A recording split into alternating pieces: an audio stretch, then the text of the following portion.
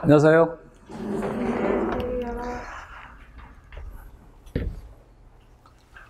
수업 일정은 1월부터 4월까지는 이론을 하고 5월부터 8월까지는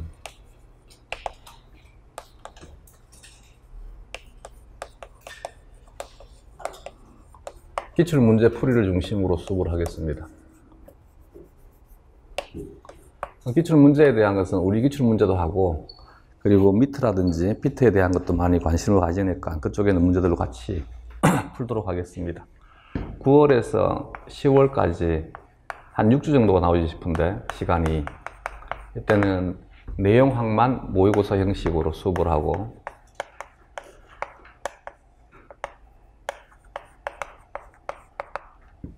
11월에 풀세트로 모의고사를 하도록 하겠습니다. 수업 일정이 토요일 날 원래 몇 시부터 몇 시까지로 나가 있지? 1시부터 9시까지? 1시부터 7시까지? 안 쉬고? 그럼 시간을 좀 바꿉시다. 중간에 안 쉬고 쭉 하면 괜찮나?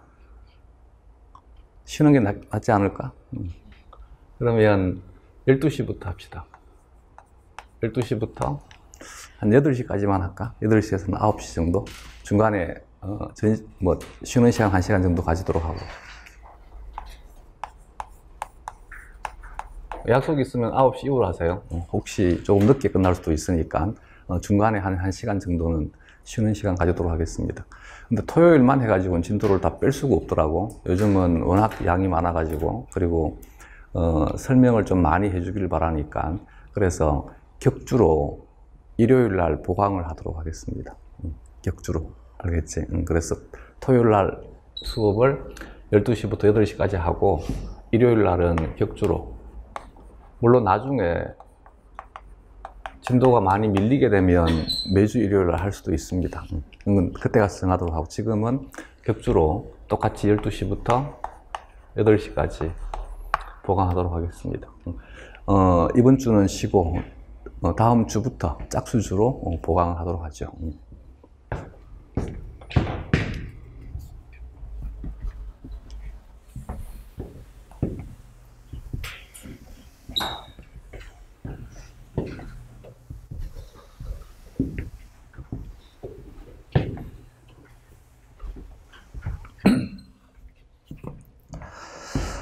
일단 서로 편해져야 되니까 1월 달은 그냥 제가 수업만 하고, 우리 2월 달부터는 스터디도 같이 하자. 계속 스터디를 했었으니까. 스터디는 작년에 전공책을 했었는데 그게 좀 좋은 것 같아요. 내가 이제 전공책에 있는 모든 것들을 다 커버할 수가 없으니까 그 스터디하는 방법에 대한 것은 나중에 1월 말쯤에 짜도록 하고, 그때 이제 정해가지고 스터디를 하면 일요일 날 하면 괜찮을 것 같아요. 내가 보강할 때 같이 1시간을 하든 2시간을 하든 끼워가지고 같이 스터디를 할 수 있도록 하겠습니다.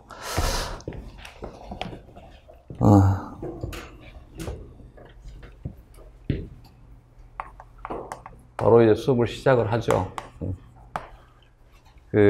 다른 시험에 대한 주변적인 얘기들에 대한 것이야 다 선배들을 통해서 많이 들었을 것이니까 중간중간에 필요한 얘기들은 수업을 하면서 그때그때 얘기를 하도록 하고, 생물이라고 하는 것은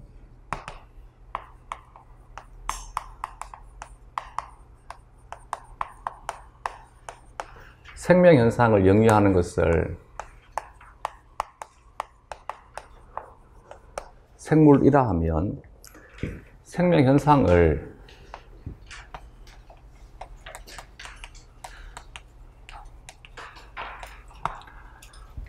예전에는 고전적으로, 물론 이제 생명현상에 대한 정의 자체가 모든 생물학자들이 똑같은 얘기로 하지는 않습니다. 사람마다 조금씩 정의하는 바는 다르지만, 공통적인 것은 생명현상이란 물질대사, 그리고 반응과 항상성,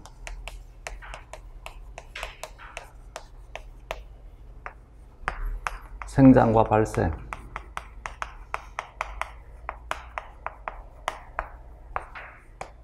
생식과 유전,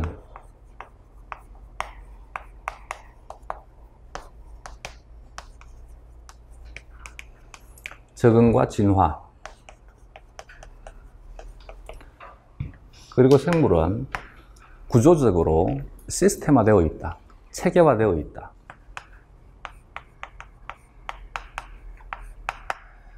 이때 시스템화된다는 말은, 체계화된다는 말은 예를 들어 가지고 화학적으로 빗대서 설명을 하게 되면 물이라고 하는 것은 H2O로 구성이 되는 것이 물이 되게 되지. 그러면 물의 구성 성분은 하나는 수소이고 하나는 산소가 되게 됩니다. 이때 원소인 수소와 원소인 산소가 만나서 물이라고 하는 분자가 되게 되면 얘는 수소가 가지고 있는 특징 더하기 산소가 가지고 있는 특징이 아니라 수소가 가지는 특징에 산소가 가지는 특징 더해서 물이 되었을 때 새로운 기능적인 어떤 능력을 가지게 됩니다. 이게 이제 시스템이 가지는 특징이 되게 돼.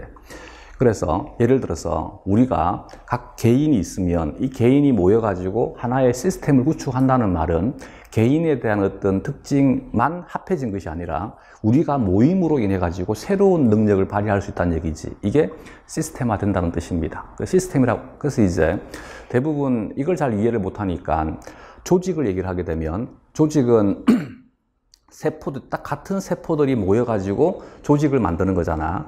이때 같은 세포들이 모여서 조직을 만든다는 것이 단순한 세포의 모임은 아닌 거지.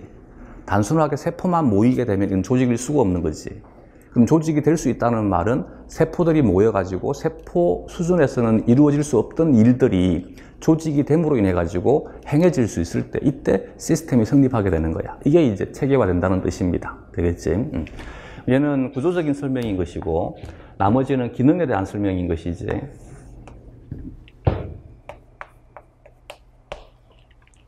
생물에서 기능이라고 하는 것은 생리라 합니다. 얘는 구조에 대한 설명이고 생물에서 구조에 대한 것은 형태라 합니다. 그러면 생명현상이라고 하는 것은 결국은 생리, 형태에 대한 것이 생명현상이 되는 것이지. 여기에서 이제 생물이라고 하는 것이 생명현상을 영위한다라고 하게 되면 이 중에서 하나에 대한 것만 수행한다 해서 생물이 될 수 있는 것이 아니라 이들 전체를 수행할 수 있을 때 생물이라고 하는 단어는 성립하게 된다는 거야. 이해가 되겠지? 근데 이제 대부분이 수업을 교재에 있는 내용들이 서술이 되게 되면 단편적인 것들이 서술이 되니까 이 단편 하나가 생물이다라고 착각하는 것이지, 즉 물질 대사를 수행한다 해서 생물일 수 있는 것이 아니라 생물이기 위해서는 물질 대사는 필히 수행을 해야 되는 것이지, 그러나 생물은 물질 대사만 수행하는 것이 아니라 항상성에 대한 능력도 가져야만 되는 것이고 유전에 대한 기능도 가져야 되는 것이고 발생에 대한 능력도 가져야 되는 것이고 진화에 대한 능력도 가져야 되는 것이지, 이 모든 것들을 다 수행할 수 있을 때 이것이 생물이 될 수 있다가 되는 거야. 생물은 이들 중에 하나만 수행하는 것이 아니라 이들을 다 수행할 수 있을 때 이것을 생물이라 한다는 것이지. 기능에 대한 것을 연구하는 것을 생리학이라 하면 구조에 대한 것을 연구하는 것을 형태학이라 합니다. 근데 이렇게 이제 생물에 대한 것을 정의를 하니까 이 중에서 문제가 되는 것이, 얘는 문제가 될 수밖에 없어요. 발생이라고 하는 것은 하나의 세포가 개체로 변화되는 과정을 발생이라 하잖아. 근데 이 발생이라는 단어를 단세포 생물에서는 사용할 수가 없는 거지. 그러면 여기에 있는 이 생명현상에 대한, 즉 생물에 대한 정의라고 하는 것은 단세포 생물이 생물로서 인지가 되기 이전에 설정이 된 내용들이라는 얘기지. 근데 이후에 대장균이라든지 혹은 아메바와 같은 것들은 하나의 세포인데 이 하나의 세포도 생물로 보자라고 이제 생물학자들에 대한 관점이 바뀌어버리게 되는 것이지. 생물학자들에 대한 관점이 바뀌어버리니까 그러면 생명현상에 대한 정의 자체가 바뀔 수밖에 없다는 얘기야. 그래서 지금은 생명현상에 대한 것을 이렇게 장황하게 설명하지 않고 대사에 대한 능력을 갖추고 있고 유전에 대한 능력을 갖추고 있으면서 진화할 수 있는 성질을 가지고 있는, 특징을 가지고 있는 체계화된, 시스템화된 존재를 생물이라 하자. 지금은 생명 현상에 대한 것을 보다 더 간단하게 정의를 해주는 거지. 대사에 대한 능력과 유전에 대한 능력과 그리고 진화에 대한 능력을 갖추는 것을 생물이라 하자.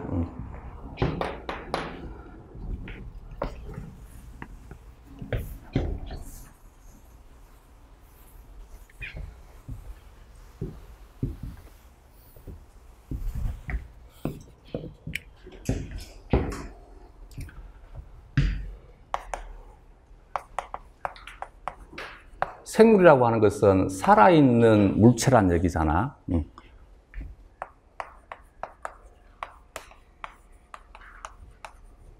그러면 살아있다라고 하는 것은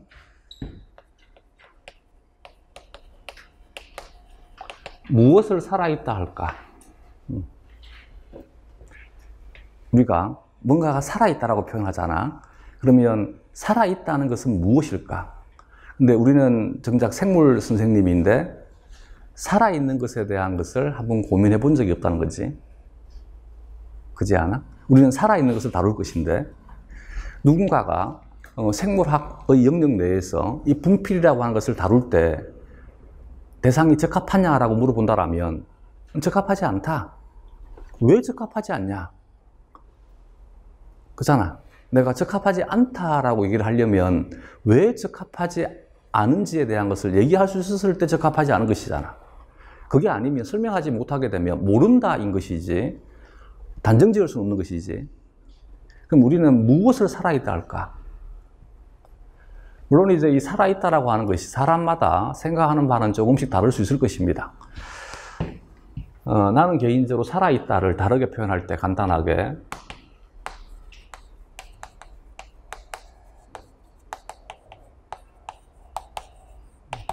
연속될 수 있다. 끊임없이 같은 것이 반복될 수 있다. 이게 살아있는 것과 살아있지 않는 것의 차이점이다. 살아있다는 것은 똑같은 일을 계속 연속적으로 수행할 수 있다. 그러면 똑같은 일을 연속적으로 수행할 수 있다라고 하는 것이 이게 이제 물리나 화학에 대해서 생물이 가지는 차이점이 되게 돼. 연속된다는 말은 결국은 원을 의미합니다. 원. 이해가 되겠어? 예를 들어서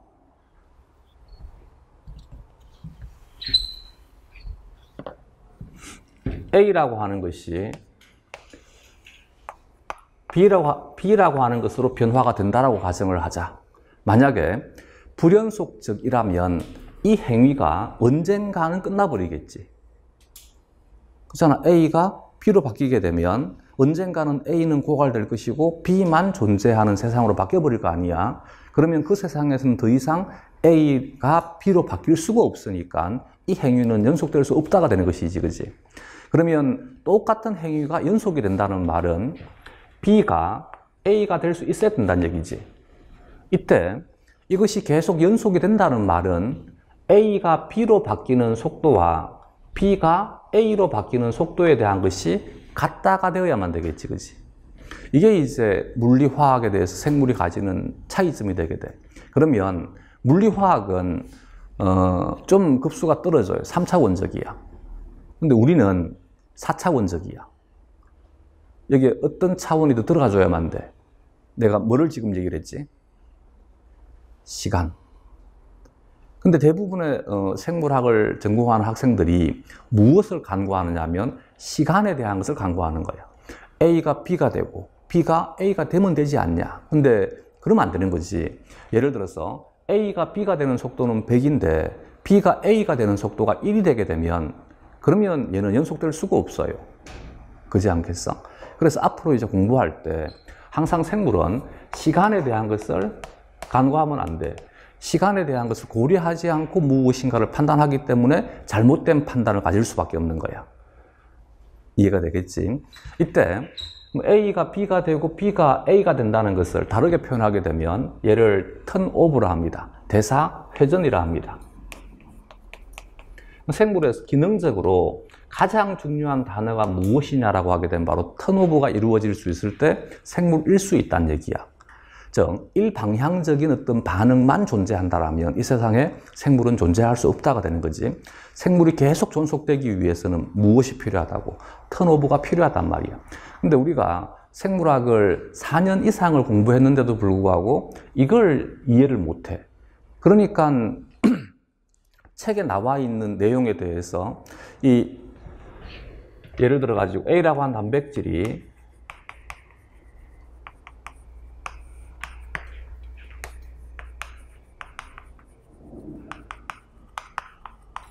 인산기를 가져. 그러면 여기에 관여하는 것을 키나제라 하잖아. 그럼 A라고 하는 단백질을 인산화시키는 키나제라고 하는 단어가 교재에 등장을 해. 그러면 우리가 최소한 생물학과라면 자연스럽게 A 키나제가 존재하는 장소에는 무엇이 있어야만 돼? 그렇지. 얘를 이렇게 바꾸어 주는 것이 있어야만 돼. 그래야지만 생물일 수 있는 거야. 그러면 카이네이스가 존재하는 곳은 항상 무엇이 있어야만 돼? 포스파타제가 있어야만 되는 거지. 근데 생물학과를 졸업했는데도 불구하고 와가지고 묻는 거지. 책에 포스파타제라는 글자가 없지 않냐고. 이건 좀 너무 심한 거지. 그러니까 우리가 생물을 배울 때 제대로 배우지를 못한 거지. 무슨 말인지 이해가 되겠어? 그러면 생물학 교재를 서술하는 교수들은 이 정도는 알고 있다고 서술을 하고 있는 거야. 무슨 말인지 이해가 되겠어? 그래서 항상 시간에 대한 것이기 때문에 그러면 얘로 바뀌는 것이 인산화 효소인 것이고 얘를 이렇게 바꿔주는 것은 A 인산을 탈인산화시키는 효소잖아. 포스파타제 혹은 인산기 가수분해 효소. 그러면 교재를 서술하는 사람은 당연히 얘를 언급을 하게 되면 이것에 대한 것은 존재한다를 알고 있다고 생각을 하고 서술을 해주고 있는 거야. 여기서 이제 그 다음 얘기는 시간에 대한 개념인 거야. 그러면 어떤 자극이 A 카이네이스를 활성화시킨단 말이야. 그럼 A 카이네이스를 활성화시킨다는 말은 이게 이루어지지 않은 상태에서는 현재 이들에 대한 속도가 같은 상태란 얘기지. 같은 속도인 상태인데 이것의 속도를 지금 높이고 있다는 얘기야. 그럼 이것의 속도를 높이고 있는 것이니까 얘가 얘보다 빨라. 그러면 어떤 현상이 벌어지게 돼? 얘는 농도가 감소가 될 것이고 얘는 농도가 높아지게 되겠지. 너무 쉽지 않아? 이해가 되겠어? 무슨 말인지? 마찬가지 어떤 자극이 A 카이네이스의 활성을 낮추고 있어. 그러면 얘는 지금 통제 변이인 것이지. 그럼 평형 상태에 있던 놈이 이것에 대한 속도가 지금 떨어지고 있네. 그러면 이 물질에 대한 농도는 낮아지게 될 것이고 이 물질에 대한 농도는 높아지게 되겠지, 그지? 이해가 됐어? 응. 그렇기 때문에 A 카이네이스가 불활성화되게 되면 이것의 농도는 감소한다가 성립이 되는 거야. 근데 이 간단한 원리를 이해를 못하니까 아니 얘가 얘를 만드는 것인데 얘를 적게 만든다고 왜 얘가 농도가 감소가 되냐고 묻는 거지. 이건 생물의 가장 기본적인 상황 자체를 이해를 못하고 있는 거지. 이해가 됐어? 또 예를 들게 되면 똑같은 얘기야. 턴오버인 것이기 때문에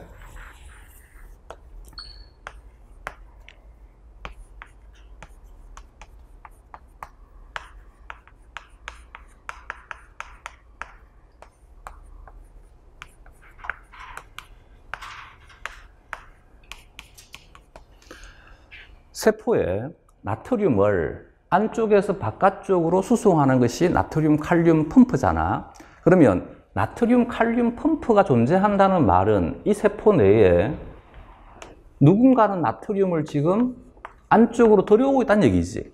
그래야지만 무엇이 이루어지게 돼? 턴오버가 이루어지는 것이지. 이해가 됐어? 마찬가지 그러면 여기에는 이 효소가 활성화된다는 말은 평형 상태에서 얘가 더 빨리 작동한다는 뜻이야. 그럼 얘가 더 빨리 작동하니까 더 많은 나트륨을 내보낸다는 얘기지. 그럼 얘를 작동하지 않는다라고 하게 돼. 물론 아예 작동이 제로가 되지는 않겠지만 이것의 활성을 낮춘다는 말은 이것의 속도가 떨어진다는 얘기야. 이것의 속도가 떨어지면 당연히 이쪽의 나트륨에 대한 농도는 뭐가 될 수밖에 없어? 높아질 수밖에 없겠지, 그치? 그래서 항상 우리는 턴오버가 이루어져야지만 생물을 잃을 수 있다는 얘기지. 그러면 우리가 다루는 영역은 생물학이기 때문에 대상은 생물로 국한되어야만 돼. 여기다 대고 아니 얘가 없을 수 있지 않냐? 그건 생물이 아닌 거지. 그런 질문 자체는 성립될 수 없는 것이지. 우리는 무생물적 상황을 가정해가지고 이렇게 될 수 있지 않냐에 대한 것은 다루지 않습니다. 우리는 뭐만 다루는 거야? 생물만 다루는 것이지. 이제 가장 기본적인 것은 이제 이해가 되겠지. 그래서 앞으로 공부를 할 때 항상 뭔가가 의문이 들게 되면 이걸 한번 떠올려봐. 아, 강치우기가 생물일 수 있는 것은 턴오버가 이루어져야 된다 하더라. 이때 턴오버에 대한 가장 중요한 것은 시간에 대한 개념이다. 시간에 대한 개념을 내가 잘못 이해하고 있는지를 한번 살펴봐. 그러면 내용에 대한 것이 보다 더 쉽게 와닿을 수 있을 것입니다.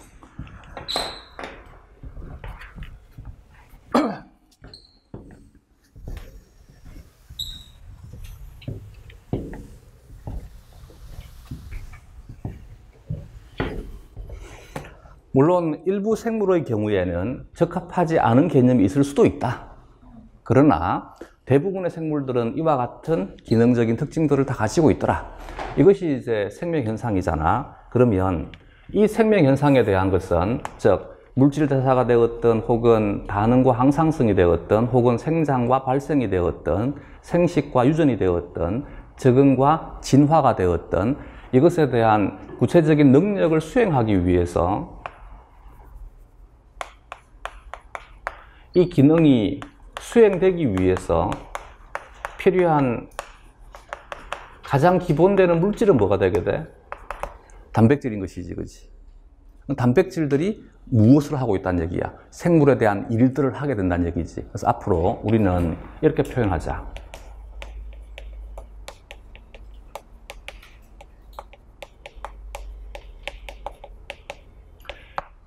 생물의 현상에 대한, 생명 현상에 대한 주체는 단백질이다. 이 하나만 인지하더라도 생물학에 대한 내용에 대한 이해는 보다 더 편해집니다. 예를 들어서 조금 전에 이제 발생이란 얘기를 했잖아. 아, 우리 이 뭐 하나하나에 대한 뜻을 뭐 굳이 우리는 안 해도 되겠지.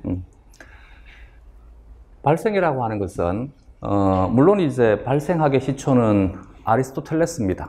아리스토텔레스가 계란을 가지고 연구를 한 거지. 그래서 발생학도 굉장히 오래된 학문인데 이 특징이 아리스토텔레스에서부터 시작을 해서 몇백 년간 발생에 대한 것을 연구했는데 그 연구한 내용이 현재 연구하는 것에 한 달도 안 되는 양인 거지. 그래서 발생은 최근의 학문인 거야.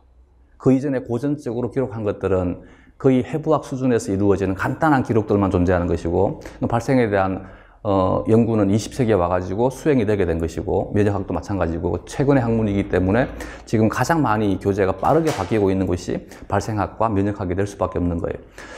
어쨌든 너무나 고전적인 학문이긴 하나 우리가 지금 배우고 있는 내용들은 대부분 다 최근에 밝혀진 것들이 되는 거지.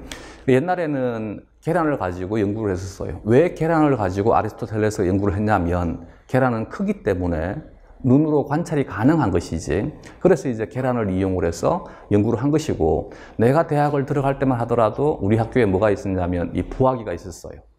그 전까지도 무엇을 했다는 얘기야. 닭을 가지고 많이 연구를 했다는 얘기야. 왜냐하면 쉽게 눈으로 관찰할 수 있는 것이니까. 그러다가 이제 현미경의 시대가 되면서부터 우리는 육안으로 관찰하기 힘든 구조에 대한 것을 쉽게 관찰할 수 있는 시대가 열리게 된 거지. 그러다 보니까 계란은 불편하다는 얘기지. 이거 예전에 한번 문제가 나왔는가? 여러분들이 생각하기 힘든 시대에 왜 계란의 시대가 마감이 되고 양서류의 시대가 열리냐에 대한 것이 즉 계란과 깨구리 알, 사실은 깨구리가 아니지. 제노푸스니까 뚜껑입니다. 뚜껑이 쪽에 가까운 거야. 왜 제노푸스의 알을 연구를 더 많이 했었을까? 이게 아마 옛날에 문제가 나왔지 싶은데 1900년대인가? 계란과 제노푸스의 알의 차이점 뭘 것 같아? 그럼 왜 그 이전까지 1970년대까지만 하더라도 발생에 대한 주된 연구는 계란이었단 말이야. 근데 이제 80년대가 되면서 서서히 계란에서 무엇으로 바뀌기 시작을 하냐면 제노푸스로 바뀌기 시작했다는 얘기지. 그럼 왜 80년대 학자들이 계란을 사용하지 않고 깨구리알을 사용했을까? 간단한 얘기, 뭐 심오한 철학이 들어있는 것이 아니고 너무 간단한 얘기야. 계란은 안 보여. 계란은 안 보인다고. 근데 깨구리알은 투명하잖아. 그래서 이제 깨구리알로 바꾸게 된 거야.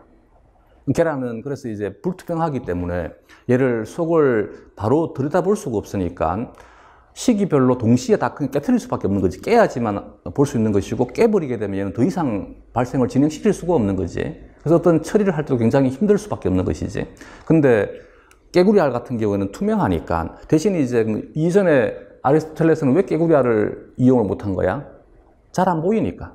너무 작아가지고 잘 안 보이니까 어쩔 수 없이 큰 알을 선택할 수밖에 없는 것이고, 근데 1980년대가 되고 1970년대가 되니까 이제는 현미경을 이용하는 시대가 되니까 작은 알들을 이용을 볼 수 있는 것이고, 볼 수 있다라면 굳이 불투명한 계란을 이용하는 것보다 투명한 깨구리 알이 훨씬 더 유리한 것이지. 그래서 이제 발생하게 대한 많은 것들은 제노푸스를 중심으로 정리가 되게 된 거야. 이 제노푸스를 중심으로 이제 정리가 될 때, 내가 이제 나는 90년대 대학을 다닌 사람이야. 90년대 대학, 뭐 대학원도 마찬가지고, 석사도 마찬가지고, 박사도 마찬가지고, 다 90년대 하는 사람인데, 이때 이 당시만 하더라도 생물에 대한 것도 생물은 과학의 한 분과이다라고 하는 것을 강조를 하고, 생물학에 대한 것도 공부를 하는 것이 우리가 깨구리를 통해 가지고 발생을 연구하는 궁극적인 목적에 대한 것을 뭐라고 배웠냐 하면 깨구리를 통해 가지고 나를 이해하기 위해서라고 배웠어요. 사람을 가지고 직접 실험하지 못하니까 깨구리를 통해서 실험을 하고 깨구리에서 밝혀지는 생명 현상에 대한 것이 나에게도 적용이 된다라고 생각하던 시대가 20세기인 거야. 근데 1980년대부터 시작을 해서 뭐가 이제 대두가 되기 시작을 하냐면 생물 다양성이라고 하는 것이 대두가 되기 시작을 합니다. 계속해서 생물학적인 자료가 누적이 되다 보니까 그 이전까지는 생명 현상에 대한 법칙을 찾아내려고 그렇게 애를 쓴 거지. 근데 아무리 노력을 해도 법칙에 다가가는 것이 아니고 법칙으로부터 자꾸 멀어지더란 얘기지. 밝히면 밝힐수록 계속 다른 것이 관찰되는 것이지, 밝히면 밝힐수록 같은 것이 관찰되지 않다는 얘기죠, 오히려.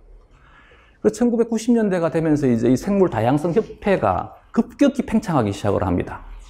그래서 우리 때 이 다양성에 대한 것을 너무나 이제 많이 교수님들이 떠들었는 것 같아요. 지금은 다양성 그러면 너무나 쉽게 들리잖아. 왜? 워낙 많이 떠드는 것이니까 당연하지라고 생각하잖아.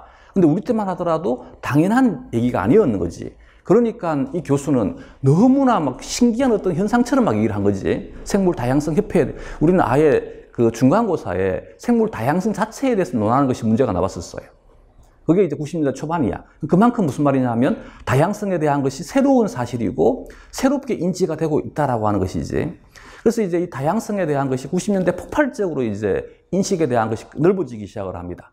그러면서 21세기가 되면서 생물학에 대한 패러다임 자체가 아예 바뀌어버리게 된 거지. 그 이전까지 20세기에서의 노력은 무엇이었냐면 내가 개를 연구하는 이유가 개를 통해 가지고 밝혀진 것을 나에게 적용하기 위해서였던 거지. 근데 다양성에 대한 것이 인지가 되고 난 다음부터는 나와 개는 다르다라고 하는 것이 이제 인지가 되기 시작한 거지. 발생은 더더군다나 발생 과정이 만약에 모든 생물에서 공통이었다라면 그러면 나의 모습이나 개의 모습이나 고양이의 모습이나 깨구리의 모습이나 왜 달라야만 돼? 다르다는 것은 우리 몸에서 일어나는 생명 현상이 다르니까 나하고 개하고 다르다는 얘기지. 실제는 지금은 다르다는 것을 다 알고 있는 것이지. 무슨 말인지 이해가 되겠지. 그래서 이제 이 다양성의 시대가 열리면서 다양하다는 말은 다르다가 되는 거지. 다르다. 그러면 20세기까지도 생물은 어쨌든 과학의 한 분과였기 때문에 생물의 문법은 물리의 문법을 따라간 거지. 왜냐하면 과학의 시작은 물리에서부터 시작이 된 것이니까. 그래서 물리의 문법은 이것과 저것을 살펴보니까 공통된 무엇인가가 있더란 얘기야. 이것을 법칙이라 한 것이고, 그래서 그들의 문법은 이것과 저것이 어떤 부분이 같더라를 본 거지. 근데 생물은 이제 21세기가 되면서 아예 문법 체계를 바꿔버린 거지. 우리는 같다를 보는 것이 아니고 다르다를 보는 것이지. 그 생물의 제1문법은 이것과 저것이 어떻게 다르다인 거야. 근데 아직도 여러분들은 교육을 받을 때 이 체제에 대한 것을 제대로 인지하지 못하던 선생들에게 교육을 받다 보니까 아직도 생물학을 바라보는 관점은 그 구시대적인 과학적인 사고가 남아있는 거지. 이때 과학이라고 하는 것은 물리화학적 사고가 남아있는 거지. 그러니까 자꾸 책을 볼 때 책은 어떻게 봐줘야만 돼? 다르다를 중심으로 봐야 되는데 와가지고 묻는 것이 뭐를 묻냐면 왜 다르냐고 묻는 거지. 우리는 다르다를 배워야 되는데 왜 다르냐라고 묻나 말은 이때 왜라고 하는 것은 이것이 아닐 것 같다라고 생각을 하니까 왜라고 묻는 거잖아. 내 말 이해가 어떤 그 반감에 대한 것이지. 반론에 대한 것을 우리는 왜란 단어를 주로 쓰는 것이지. 단순한 정말 이제 이것을 몰라가지고 why라고 한 것이 아니라 이때 why라고 하는 것은 네 말이 잘못된 것 같아에 대한 why가 돼버린 거지.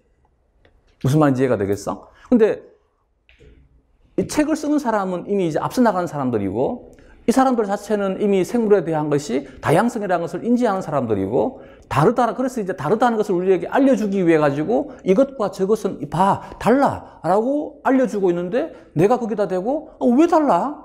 그러니까 책이 눈에 들어올 수가 없는 것이지. 그러니까 그 사람들이 나에게 어떤 얘기를 하고 싶은지를 알 수가 없는 거지.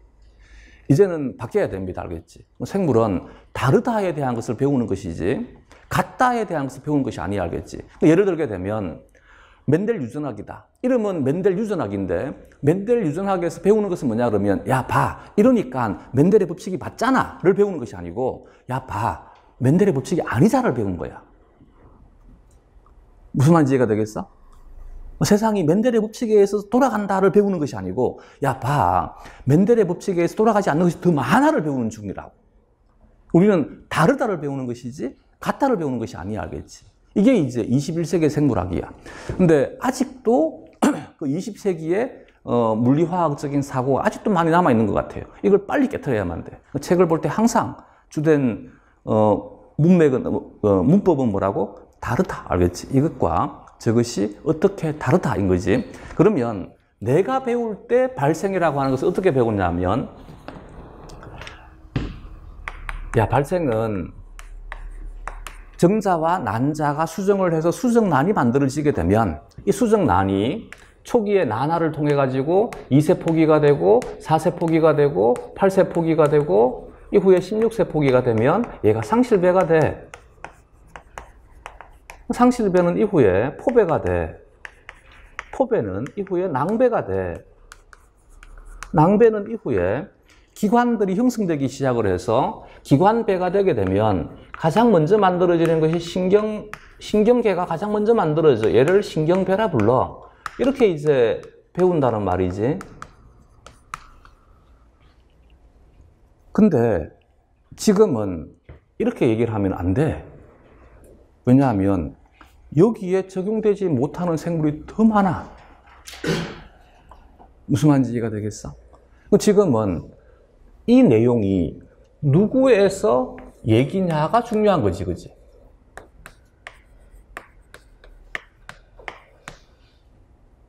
이 말이 이해가 되겠어? 그러면 이 내용은 양서류는 이렇더라인 거야, 알겠지? 나는 달라. 그래서 우리는 2세 포기는 존재하되 2세 포기가 바로 4세 포기가 되지 못하지. 우리는 뭐를 거쳐가게 돼? 3세 포기를 거쳐가게 돼. 깨구리는 2세 포기, 4세 포기로 하는데 나는 2세 포기, 3세 포기, 4세 포기, 5세 포기 이렇게 홀수세 포기가 존재하는 거지. 이게 이제 나와 깨구리가 다르더라인 거지. 왜 다르냐인 거지. 나는 회전형 난화를 하고 깨구리는 방사형 난화를 하기 때문에 다르더라인 거지. 이제 이해가 되겠어? 어쨌든 간에 그러면 발생이라고 하는 것이 깨구리의 경우에는 이런 형태로 발생이 진행이 될 때 여기에서 이제 심각한 문제가 발생이 됩니다. 상실배란 이 글자와 포배란 글자와 낭배란 글자와 물론 신경배는 뭐 그나마 쉬운 글자인데 이 단어가 일본 말이지.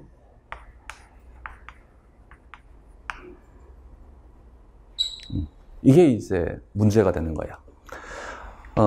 생물은 한국에서부터 태동하는 것이 아니라 외국에서 어쨌든 영어권에서부터 먼저 태동하게 되는 것이지.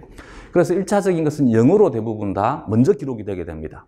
이 영어로 기록이 된 것들이 다른 한국을 제외한 다른 어떤 나라도 이 영어로 기록된 것들이 그 나라라고 하게 되면 그 나라에 맞게끔 언어가 다시 새롭게 형성이 되게 됩니다. 근데 한국은 이게 없어. 우리는 영어를 그대로 쓰든지 아니면 영어를 일본어로 번역을 하게 되면 번역된 일본어를 그대로 쓰든지, 하물며 북한도 자기 나름대로 언어들을 다 바꿉니다. 근데 오직 이 나라에서만 안 합니다. 그러니까 이제 여기에 있는 이 상실배나 포배나 낭배라고 하는 단어가 일본 놈들이 들을 때는 너무나 편한 단어인 거지. 왜? 지들 말이기 때문에. 근데 우리는 우리말이 아니니까 형태는 우리말처럼 적어놨는데 그잖아. 위대한 세종대왕께서 창제하신 이 기억년 디귿 리얼로 표현되어 있는데 우리 글이 아닌 거지. 그러니까 뭐라고 느끼느냐면 이 한글로 글자가 적혀 있으니까 우리말이다라고 착각을 하니까 이 우리말인데 와닿지 않으니까 내가 뭘 모르고 있지가 돼버린 거지. 그러니까 여기에다가 너무 많은 신경을 써버리니까 와, 내가 생물을 공부를 못하는가 보다, 혹은 내가 생물을 이해를 못하는가 보다라고 착각해버리는 거지.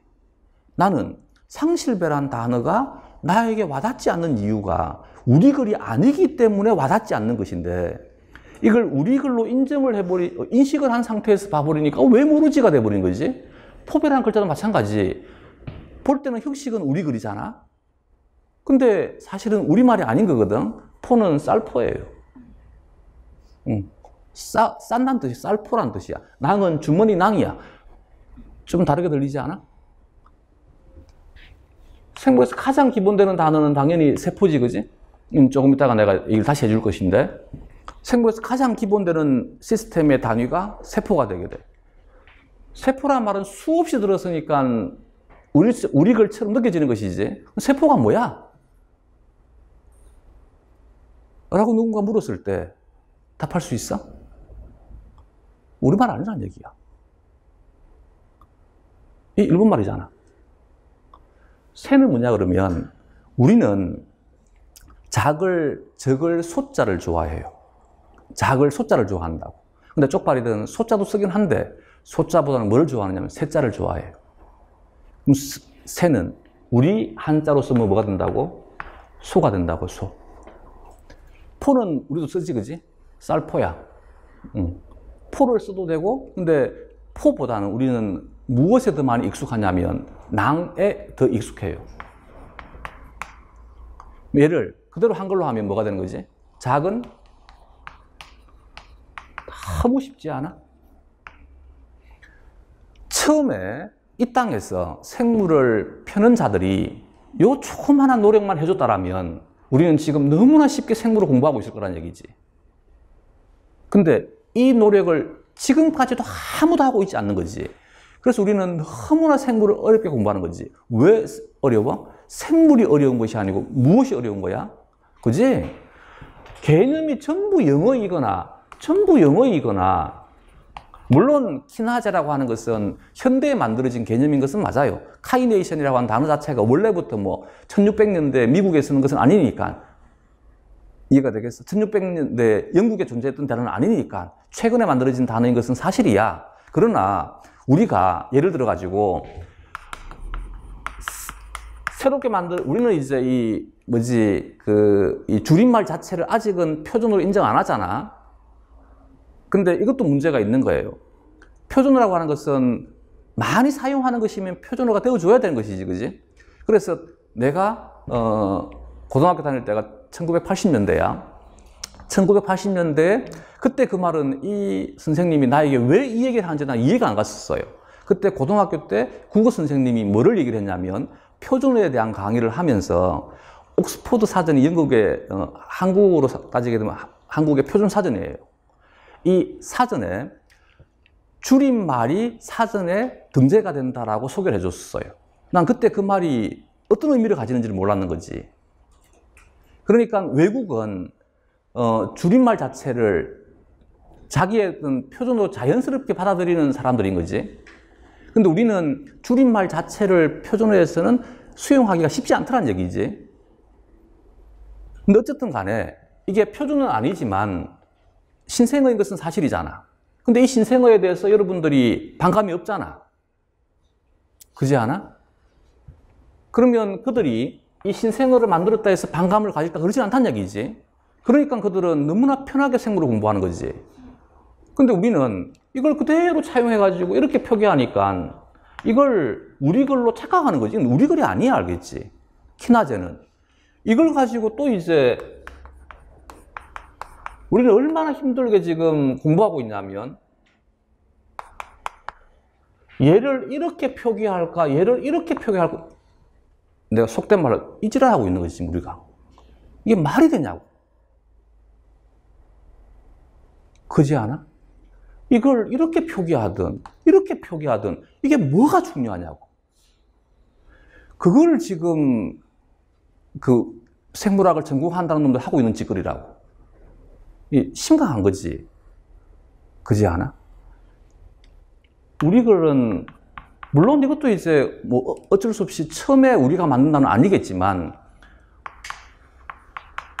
인산화 요소라고 하는 단어가 있으면 이 단어를 이거보다는 이게 우리가 더 이해하기 편하지 않을까? 그러면 이 단어로 한국에 대한 것은 사용을 하는 것이 바람직하지 않을까 하는 얘기지. 근데 표기를 이렇게 하는 것이 맞을까? 이렇게 하는 것이 맞다, 그러다에 대한 개념이 아닌데도 불구하고 어느 것이 맞냐를 지금 논하고 있다는 자체가 지금 이미 우리는 뭔가 준비가 안 되어 있다는 얘기지. 이런 상황에서 우리는 지금 생물학을 공부해야 되는 거지. 그러니까 얼마나 힘드냐고. 이걸 내가 얘기하는 이유가 뭔가 지금 이 체제를 비난하기 위해서 얘기를 하는 것이 아니라 현재 우리가 현 주소가 어디냐를 알아야지만 내가 선생으로서 어떤 역할을 할 것인지에 대한 걸 생각할 수 있을 거 아니야. 한 번쯤은 생각을 해봐야 되는 문제들인 것이지, 그지? 이 얘기를 내가 왜 했냐면 대부분의 학생들이 와가지고 질문을 할 때 이해가 되지 않는다라고 얘기하는 것이 왜 이해가 안 되느냐 하면 개념에 다 막혀가지고 이해가 안 되는 거예요. 그러면 생물을 공부할 때 생물 교재에 나와 있는 모든 개념은 외국어에 있다라고 먼저 인정을 해버려. 내가 영어 책을 볼 때 영어 단어를 보고 이해 안 된다는 말 안 하잖아. 영어는 내 글이 아니다라고 먼저 준비를 하고 있는 상태이기 때문에 낯선 단어가 등장하게 되면 뭐를 먼저 찾아보게 돼? 그치? 사전을 먼저 찾아보지, 그치? 근데 우리는 누구도 생물학 사전을 가지고 있지 않는 거지. 슬픈 현실이지 않아? 내가 그나마 교육받을 때 교수님들이 뭐라 그랬냐면 제일 먼저 구입해야 되는 목록에 캠벨 책이 아니고 생물학 사전이었어요. 그나마 그 말을 해준 교수님은 한국의 생물학에 대한 상황을 알고 계신 거지. 대부분은 그것도 몰라요. 근데 그나마 그분은 한국의 생물학이 무엇인지를 알고 있는 분인 거지. 내가 이런 얘기를 할 수 있는 것은 내가 뭐 혼자 다 생각했겠어? 그나마 이제 우리는 한 분은 계셨는 거지. 제대로 된 생각을 할 수 있는 분이. 그래서 그분이 했던 얘기들인 거야. 우리 걸 화하지 않는다고. 이게 가장 큰 문제라고. 근데 이제 정작 수업을 들었던 내가 대학생인데 뭘 알겠어? 그분이 왜 이 말 하는지를 나는 이해를 못한 거지. 지금에 왔어야 이제 이해가 되는 거지. 아, 그때 그분이 왜 이 말을 넌지시 우리에게 던졌느냐인 거지. 그러면서 이제 나하고 같이 이제 내 지도 교수님이었으니까 작업을 같이 할 때 번역을 하면서 이제 항상 얘기를 하는 것이 이해가 안 된다고, 개념에 대해서. 근데 그 말이 그때는 그냥 투정으로만 들리는 거지. 근데 내가 이제 강의를 하고 나니까 이해가 되는 거야. 그리고 지금에 와서 내가 생물에 대해서 멀어진 이유가 바로 이것 때문인 거지. 그렇지 않아? 그러면 이걸 미리 내가 이제 마음의 준비를 하고 봐. 마음의 준비를 하고 앞으로 우리가 보는 책은 우리 글이 아니고 영어이거나 아니면 일본어이거나 둘 중에 하나야. 영어이거나 일본어이거나. 그러면 우리 글이 아니다라고 생각을 하니까 문장이 이해가 안 되면 뭐를 먼저 찾아볼 것 같아? 사전을 먼저 들추겠지, 그지? 이게 처음으로 이루어져야 되는 행위인 거야. 근데 이걸 인지하지 못하니까 문장을 읽었을 때 내가 뭔가를 느끼지 못하게 되면 책을 덮고 가만히 생각하고 있는 거지, 계속. 내가 영어를 공부하는데 이 문장이 이해가 안 돼? 책을 덮고 가만히 생각한다고 이해가 돼? 그치? 그래서 앞으로 문장이 이해가 안 되면 이 문장을 구성하고 있는 단어를 하나씩 하나씩 쪼개봐. 그럼 이 단어들 중에 내가 아는 단어는 무엇이고 내가 모르는 단어는 무엇일까? 그럼 그 모르는 단어에 대한 것을 먼저 무엇을 확인해야 된다고? 사전을 먼저 확인을 해봐야만 돼. 사전을 보고 이 단어에 대한 뜻을 먼저 알고 난 다음에 다시 문장을 봐. 그러면 너무나 쉽게 이해가 될 것이니까. 그래서 이렇게 이해를 하면 돼요. 나중에 강의를 할 때도 마찬가지. 우리는 생물학이라고 하는 어떤 새로운 나라에 생물학 언어라고 하는 새로운 언어를 배우는 거야. 근데 이 언어가 대한민국을 제외한 나머지 모든 나라들은 다 자국어화 해준 거야. 그러니까 보다 더 쉽게 통역을 이미 다 해버렸기 때문에 쉽게 접근할 수 있도록 도와준 거지. 근데 이 땅에는 한 명도 그런 사람이 없어요. 그러니까 한국어화 되어 있는 개념이 없는 거지. 그러니까 우리는 동시에 뭐를 해야 되는 거야? 생물학 언어를 배워야 되는데 생물학 언어를 어떤 언어를 통해서 배워야 되는 거야? 영어와 일본어를 통해서 배워야 되는 거지. 그래서 우리는 두 번 트랜스퍼해야 되는 거지. 생물학 언어라고 하는 새로운 나라의 언어를 배워야 되는데 생물은 다르기 때문에 언어야, 언어. 물리나 화학의 경우에는 술이잖아. 근데 우리는 다양성이기 때문에 너무나 많다. 그러니까 많은 단어가 필요한 거야. 우리는 언어학에 대한 것입니다. 그건 왜 언어학인지는 내가 차차차 계속 설명을 할 것입니다. 우리는 언어학이야. 그 말은 생물학이라고 하는 새로운 나라에 생물학 언어라고 하는 언어가 있는데 이 언어를 우리는 배우는 중이야. 근데 이 생물학 언어를 배우는데 한국말로 배우는 것이 아니고 뭐로 배우는 거야? 영어와 일본어로 배우고 있는 거지. 이것만 이해를 하게 되면 문장에 대해서 보다 더 쉽게 다가갈 수 있을 것이라는 얘기지. 어쨌든 얘는 글자가 수정난이란 글자고 얘는 글자가 상실배란 글자고 얘는 글자가 포배란 글자고 얘는 글자가 낭배란 글자잖아. 얘는 글자가 신변배란 글자잖아. 글자를 달리했다는 말은 각각에 대한 구조와 기능이 다르다 이겠지, 그지? 만약에 구조와 기능이 똑같아. 근데 이름을 달리해.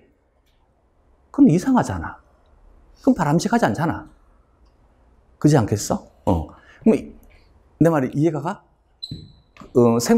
물론 이제 한국의 생물학자들이 잘못하는 부분은 내가 조금 전에 얘기를 했었어요. 한국어 하지 않은 것은 그들이 잘못한 거야. 그렇다 해서 그들이 다 머리가 뭐 돌덩어리거나 아니면 나쁜 놈들이거나 아니면 지적으로 모자라 그러진 않겠지, 설마, 그지? 이해가 되겠어? 또한 이거는 한국의 생물학자들이 적었는 것이 아니라 일본 놈들이 적었는 것이고 일본 놈들은 이미 그 이전에 미국 놈들이 적었는 것을 그대로 지들 말로 바꾼 것이잖아. 그래서 이건 한국의 생물학자에 대한 얘기가 아니라 전 세계 생물학자에 대한 얘기인 것이지. 그럼 생물학을 담당하는 애들이 머리가 나쁜 놈들은 아닐 거 아니야. 그럼 그들이 글자를 지금 달리했다는 말은 이 글자를 달리해가지고 뭔가를 우리에게 지금 메시지를 주고 싶다는 얘기지.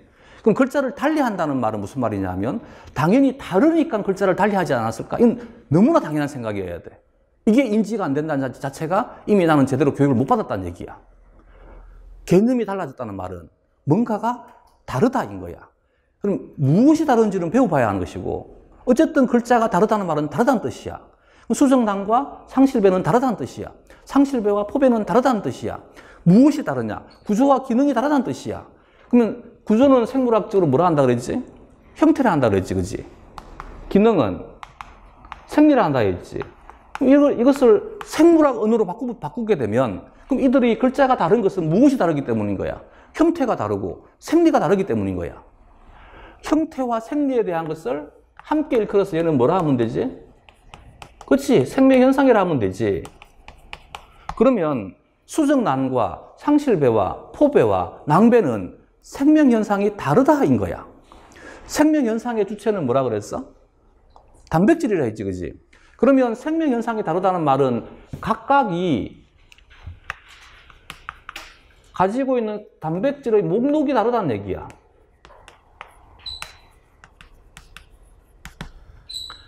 그럼 단백질의 목록이 다르다 해서 단백질을 암호화하는 것이 유전자지. 유전자의 정보를 이용을 해서 단백질이 만들어지는 과정을 우리는 유전자 발현이라 한단 말이야. 그러면 단백질의 목록이 다르다는 말은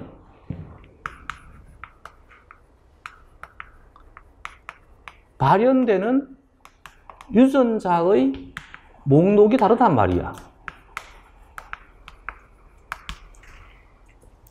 사실 지금 내가 얘기한 이 부분은 굳이 얘기를 안 해도 되는 거지, 그지? 그렇지 않아? 그잖아. 생명현상에 대한 주체는 단백질이다. 개념이 다르다는 말은 현상이 다르단 말이다.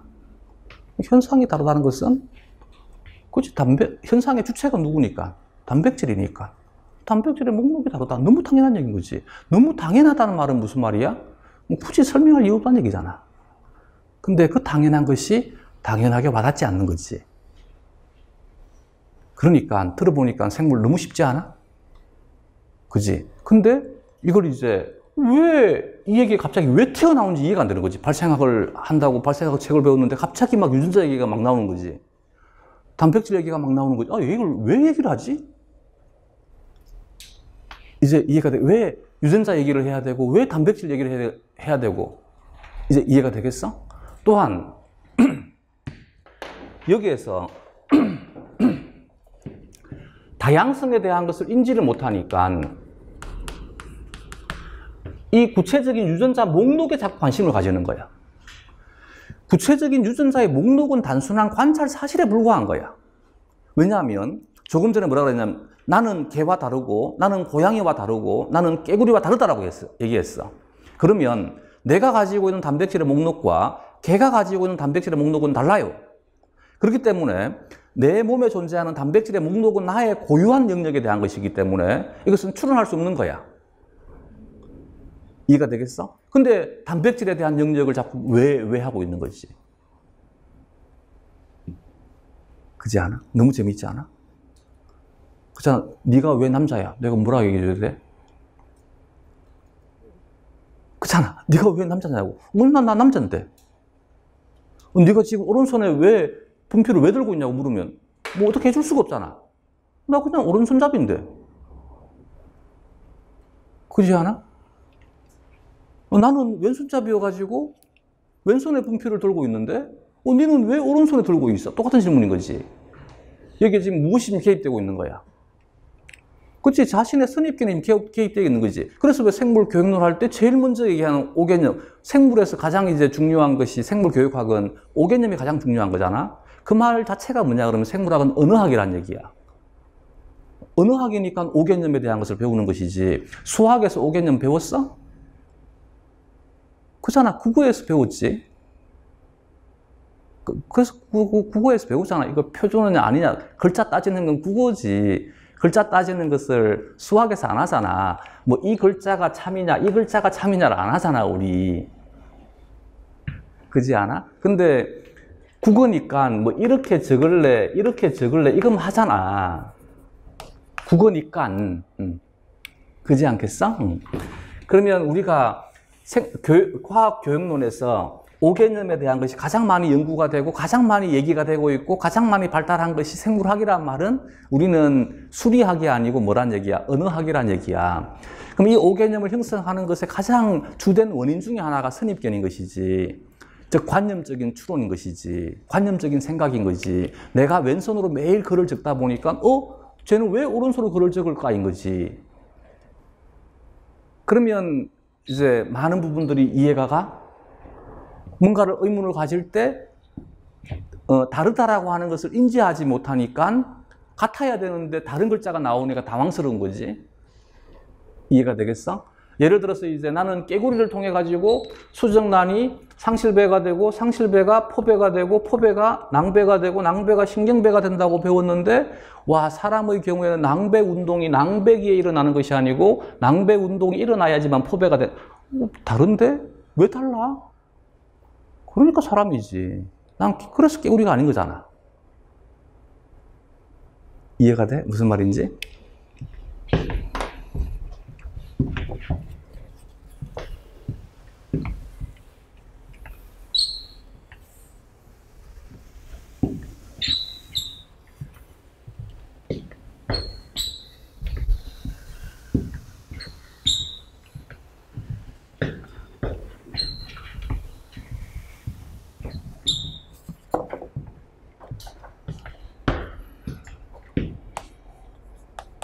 너무나 중요한 것이다.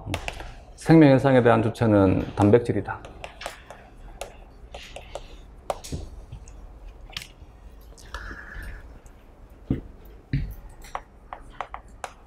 생물은 다양성에 대한 것이다. 그래서 생물의 제1문법은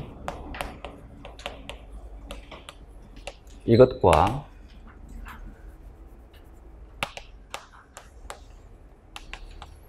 저것이 어떻게 다르다. 어떤 부분이 다르다. 앞으로 이제 이것에 관심을 가지자. 알겠지? 다음.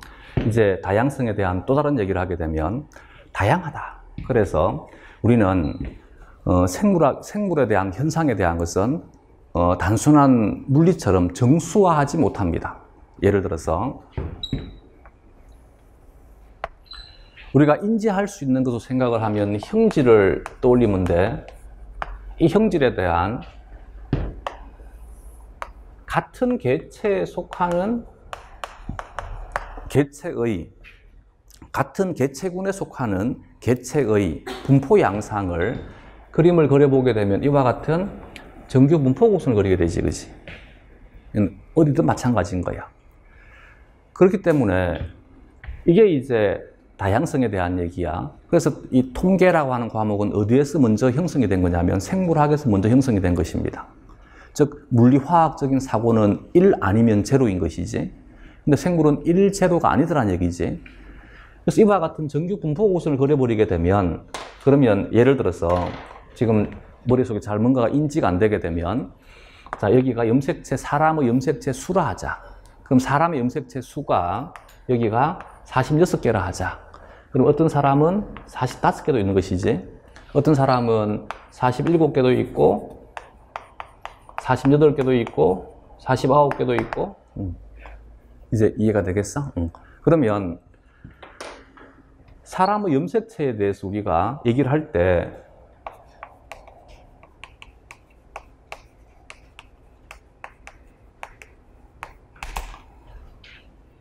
(45개이거나) 46개이거나 47개이거나 48개이거나 49개이거나 50개이거나 이렇게 정의하지는 않더란 얘기지.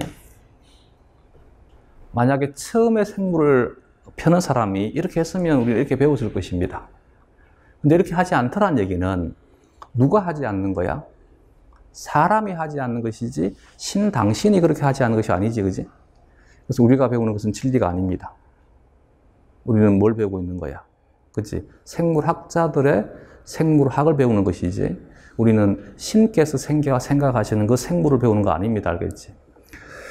20세기만 하더라도 학문에 대한 궁극적인 목적은 뭐라 했냐면 진리 탐구이다. 근데 지금은 21세기는 어느 학문이든 진리 탐구라고 말하지 않지, 그지? 내가 진리를 안다는 것은 너무나 오만한 것이잖아. 진리는 누구만 아시는 거야? 신 당신만 아시는 것이 진리인 것이지. 그럼 나는 진리를 찾아갈 수 있는 방법에 대해서 얘기를 하고 있는 것이지 진리 자체는 아무도 몰라. 누구도 모르는 얘기지. 그래서 나는 배울 때 뭐라고 배웠냐면 책 속에 진리가 있다고 배웠어요.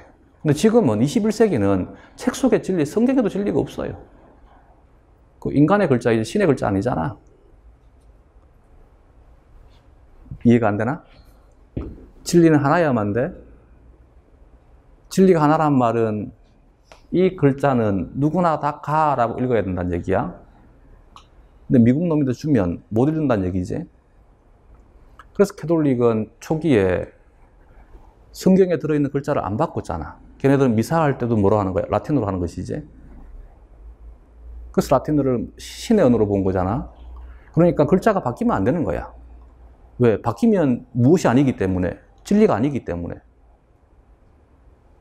무슨 말인지 이해가 되겠어?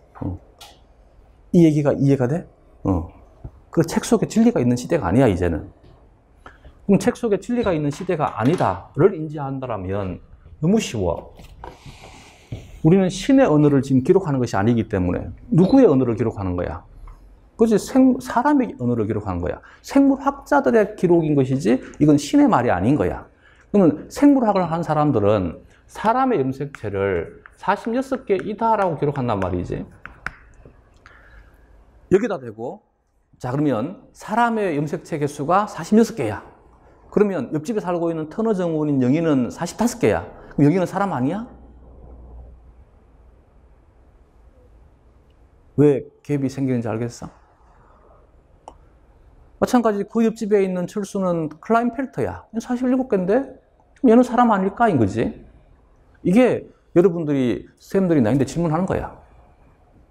내가 수업 시간에 야, 사람의 염색체는 46개야 라고 얘기를 했어. 쉬는 시간에 쪼르륵 쫓아와가지고 우리 옆집에 영희가 사는데 영희는 터너 정원인데 네 얘기대로 하면 영희는 사람 아니어야 되는데 왜 사람이냐고 묻는 거지. 이런 질문들이 너무 비일비재한 거지. 그 말은 무슨 말이냐면 생물학에 대한 가장 기본적인 것조차 지금 우리 모르고 있다는 얘기지. 이게 가장 심각한 문제인 거야. 누가 그렇다 하더라고. 원래 시험 치고 난 다음에 거기 가장 많이, 니들이 가장 많이 이용하는 곳이 물화생지 카페니까 거기 누가 그렇게 적었다며? 자기가 가채점 했는 것보다 10점이 더 떨어져 있다고?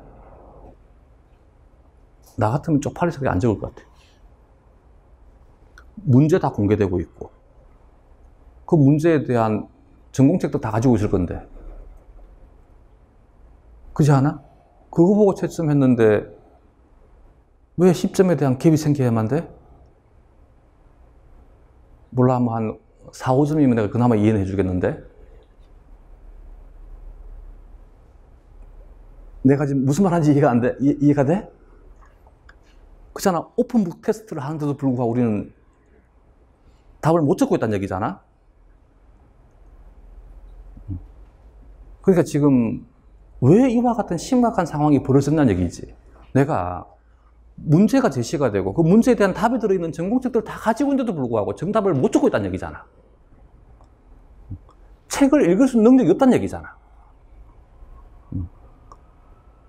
내가 왜 책을 못 읽을까인 것이지. 내가 왜 책에 대한 것을 제대로 이해를 못할까인 것이지. 이게 이제 대부분 다 그러더라고. 첫 시간 이 생물학에 대한 본질에 대한 걸 강의를 하게 되면 너무 싫어하더라고. 쟤 뭐 하지? 저거 왜 강의하지? 이게 지금 우리의 현 주소인 거야. 근데 정작 이것 때문에 그 다음에 뭔가가 문제가 생긴다는 걸 인지를 못하고 있는 거지. 생물학에 대한 본질은 가장 중요한 거, 생물이 뭐냐에 대한 것부터 시작해야 되는 거지. 근데 나는 생물에 대한 본질을 못 보고 있으니까 나중에 문제가 생겨버리는 거야. 생물은 다양성이기 때문에 이와 같은 정규 분포 곡선을 걸어요. 근데 이 정규 분포 곡선에서 내가 이 그룹에 대한 성질에 대해서 얘기를 할 때 이건 어디에서 배우냐면 진화할 때 배우잖아. 개체군에 대한 성질이라고 하는 것은 보편적인 값을 개체군의 성질이라 하자라고 배우잖아. 그지? 그러면 여기에서 가장 보편적인 것을 무엇으로 보는 거야? 이것으로 보는 거야. 그러면 여기에 있는 것들은 얘는 뭐가 되지? 보편적이지 않다가 되는 것이지, 그지? 이게 보편성에 대한 것이면 얘가 비보편성에 대한 거야. 물리와 화학에 대해서 생물이 가지는 특징이 뭐냐 그러면 비보편성에 대한 비중이 너무 크다인 거지. 물리의 경우에는 비보편성에 대한 경우가 적더라인 것이지. 그래서 이들은 법칙을 주로 다루는 것이고, 그러나 법칙을 다루는데 법칙으로서는 도저히 설명하지 못하는 것들이 아예 없는 것은 아니더라는 얘기지. 이 부분들은 사람이 설명할 수 없는 것들을 거기에서는 뭐라고 불러? 예외라고 하는 것이지. 이 예외라고 하는 것은 물리나 화학에서 예외라고 하는 것 진짜 예외적인 현상인 거지. 근데 생물은 이 예외라고 하는 것이 진짜 예외적인 것이 아니고 너무나 흔한 사건인 것이. 이게 이제 문제인 거야. 그 비보편성이 극단적인 어떤 예외성이 아니라 너무나 흔한 사건이 되어버리니까 배우는 사람이 혼돈스러워 버린 거지. 뭐가 보편적인지, 뭐가 비보편적인지에 대한 어떤 관점에 대해서 인식하지 않는다라면 우리는 비보편성에 너무 노출되어 있으니까 비보편성을 인지를 못하고 있는 거지. 그러다 보니까 자꾸 이제 얘기를 한 거지. 여기에서 이걸 알았다라면 그러면 알고 있으니까 우리가 46개라고 내가 얘기했었을 때 아무도 이것에 대해 반론을 제기하지 않는다는 얘기지. 근데 비보편성에 대한 것을 몰라버리니까 와가지고 따지는 거지. 아니 우리 옆집에 45개의 염색체를 가지는 사람도 있는데 니는 왜 46개를 하냐라고 따진다는 얘기지. 그 얘기가 이미 무엇에 대해서 얘는 지금 모르고 있다는 뜻이야. 그렇지? 얘가 비보편적인 상황인지에 대한 걸 모르고 있다는 얘기지. 우리가 뭘 모르는지 알겠어? 그러면 우리가 지금 하고 있는 건 뭐냐 그러면 지금 하고 있는 얘기가 생물학에서 보편적 가치를 가지느냐 아니면 비보편적 가치를 가지느냐에 대한 것을 얘기를 하고 있다는 얘기야. 항상 이것에 대해서 생각을 해봐봐. 내가 지금 읽고 있는 문장이 보편적인 가치를 가질 것인지 비보편적인 가치를 가질 것인지. 알겠지? 두 번째는 그렇기 때문에 무엇인가를 이론적으로 서술을 하려면 이 서술에 대한 잣대가 필요한 거야. 생물의 이론은 그래서 모델화하는 것입니다. 알겠지? 물리의 이론은 법칙화하는 것이면 물리나 화학은 법칙을 다루는 것이면 우리는 법칙을 다룰 수가 없어. 왜냐하면 이 전체를 다 설명할 수가 없잖아. 이 전체를 다 기록할 수가 없으니까 우리는 모델을 설정하는 거야. 이때 모델에 대한 대원칙이 보편성이야. 되겠지? 그럼 너무 쉽게 이해가 되지? 사람의 염색체는 몇 개야? 46개. 왜? 보편적인 가치를 가지니까. 가장 많은 것이 46개니까. 피자식물의 배낭은 핵이 몇 개야? 8개. 그러면 모든 피자식물이 8개란 말은 아니겠지, 이제, 그지? 이제 이해됐어? 피자식물의 배낭이 핵을 8개를 가진다는 것은 보편적인 가치를 가지는 것이지 모든 피자식물이 8개여야만 되는 거 아니지, 그지? 10핵성의 배낭도 있고 12핵성의 배낭도 있지. 이제 이해가 되겠어? 너무 쉽지, 그지? 그래서 우리가 기록하는 것은 전부 보편성에 대한 것을 기록하는 거야. 알겠지? 근데 예를 들게 되면 개에서 일어나는 생명현상과 사람에서 일어나는 생명현상에 대한 것을 가지고 이론을 만들 때 우리는 보통 사람에서 일어나는 것을 가지고 이론을 만든단 말이야. 그러면 사람에서 일어나는 일을 가지고 생물학적 이론을 만들게 되면 이 이론은 보편성은 아니잖아.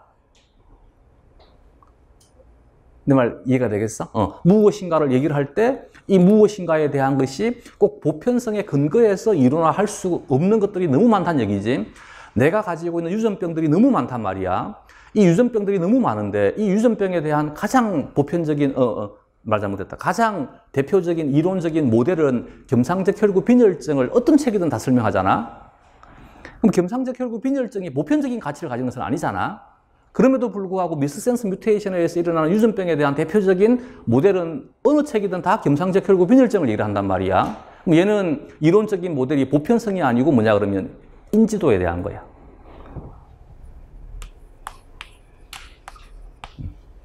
그러면 인지도가 높아지는 것은 주로 어떨 때 인지도가 높아질까?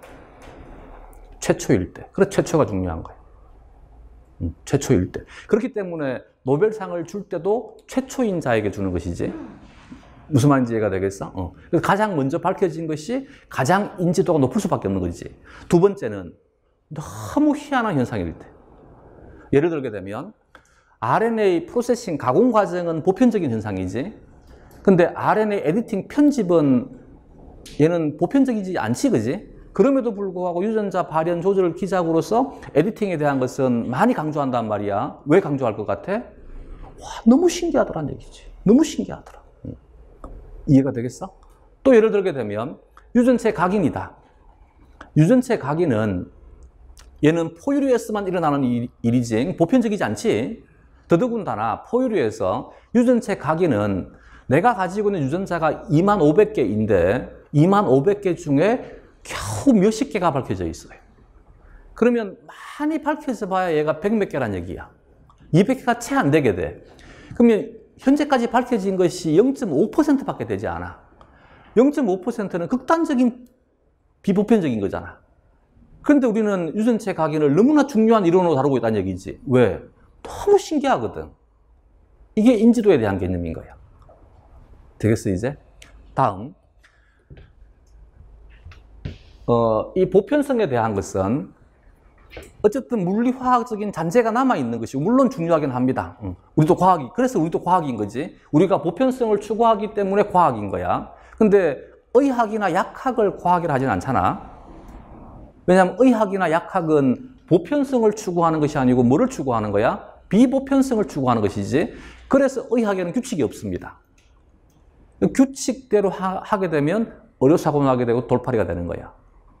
그래서 의학에서는 케이스에 대한, 걔네들은 어떤 이론에 대한 걸 얘기할 때 케이스 발표라고 얘기를 한 거야. 이 케이스는 이렇다는 얘기야. 그렇기 때문에 어떤 하나의 증상에 대해서 병에 대한 원인은 여러 가지가 있을 수 있다는 얘기지. 근데 이걸 두고 이런 증상이 나오게 되면 무조건 이렇게 해야 돼. 이 매뉴얼대로 하게 되면 사람 죽여버리는 것이지. 보편적인 가치는 충수돌기가 오른쪽에 있는데 어떤 사람은 왼쪽에 있는 사람이 있다는 얘기지. 나는 오른쪽에 있다고 배워가지고 나는 무조건 오른쪽만 절개해서 잘라낼래. 그러면 사고 나는 거지. 이게 의학인 거야. 그래서 의학과 약학은 과학이 아닌 거야. 왜냐하면 얘네들은 뭐를 추구하는 것이기 때문에 비보편적인 것을 추구하는 것이기 때문에 이 비보편적인 것들을 무엇으로 바꾸고자 노력하는 것이 의학이야. 비보편적인 것을 보편적인 것으로 바꾸려고 노력하는 것이지. 이 사람 자체가 지금 비보편적이니까 보편적인 형태로 의학적인 기술과 약학적인 기술을 이용을 해서 도와주려고 하는 것이 의학인 것이지, 그지? 그래서 우리하고는 차이가 있는 거야. 어쨌든 그렇기 때문에 우리가 보편성에 대한 것을 강조하는 것이기 때문에 우리도 무엇이 될 수 있다는 얘기야. 과학이 될 수 있다는 얘기야.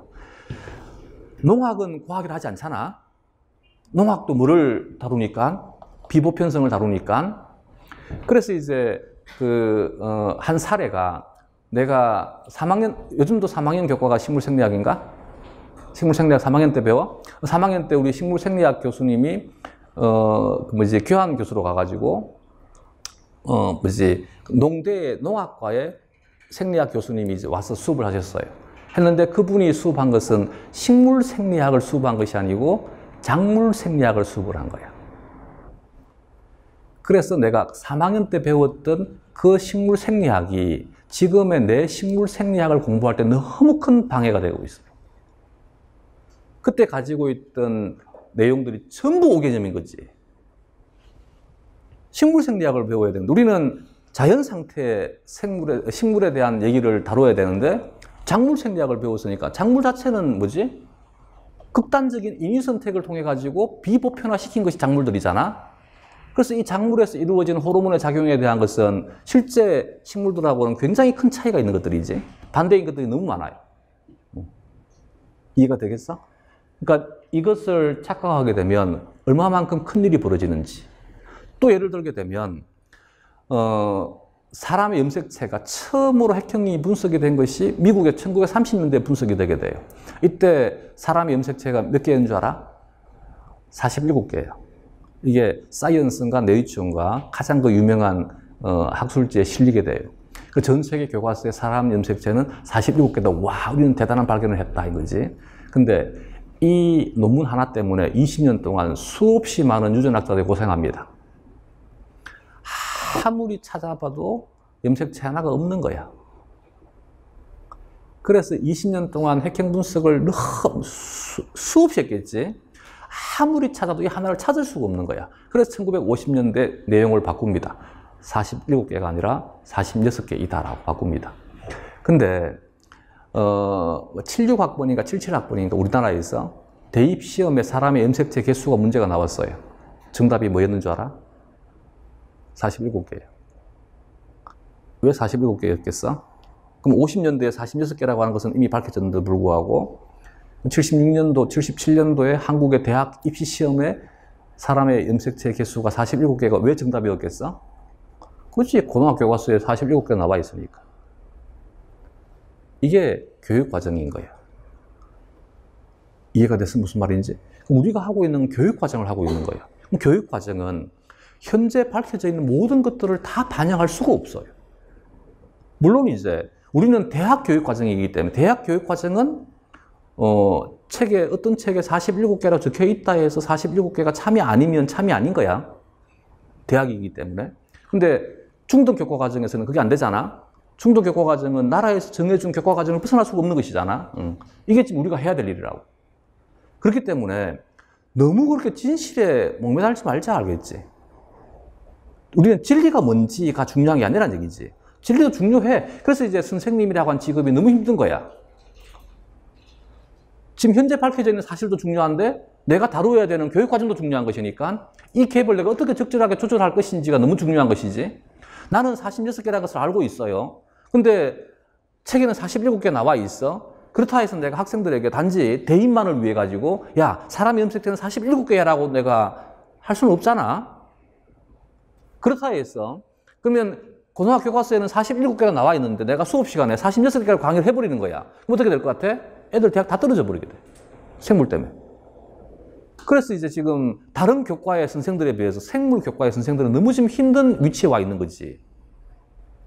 내가 보고 있는 대학에서 봤던 사실, 생물학적인 사실, 물론 이 사실도 생물학적인 사실에 불과한 것이지 실제 진리일지는 아무도 모르는 것이지. 이 사실적인 것과 실제 교육 과정에 나와 있는 내용이 갭이 생기게 될 경우에 내가 어떻게 해야 될까인 것이지. 그렇기 때문에 내가 중심을 잡아야만 되는 거야. 알겠지? 이들에 대한 미래를 망칠 수는 없는 것이잖아. 그러나 그렇다 해서 대입 자체에 영향을 주면 또 안 될 거 아니야. 그걸 알기 위해서는 이미 우리가 먼저 현재 생물학에 대한 상황 자체를 이해를 해줘야 되는 것이지, 그지? 그래서 내가 긴 시간을 할애해서 지금 이 얘기를 하고 있는 거야. 다음에 또 하나는 어쨌든 기본적인 것은 우리는 과학이기 때문에 보편성에 따라서 기록한다. 근데 이 보편성에 따라서 기록하지 못하는 것들은 인지도에 따라서 기록을 한다. 이것을 이론적인 모델로 삼는다. 근데 수리적인 것에 대해서는 이제 물리나 화학의 경우에는 법칙이라 있잖아. 근데 생물은 제1문법이 뭐라고? 다르다라고 했지, 그지? 그러면 다르다라고 하는 문법을 가지고 얘기를 하려면 세상은 양극화되어 있는 것이 아니라 정규분포구선을 그리고 있어요. 그러면 어쨌든 여기는 왼쪽이고 여기는 오른쪽이야. 다르지, 그지? 왼쪽과 오른쪽은 달라.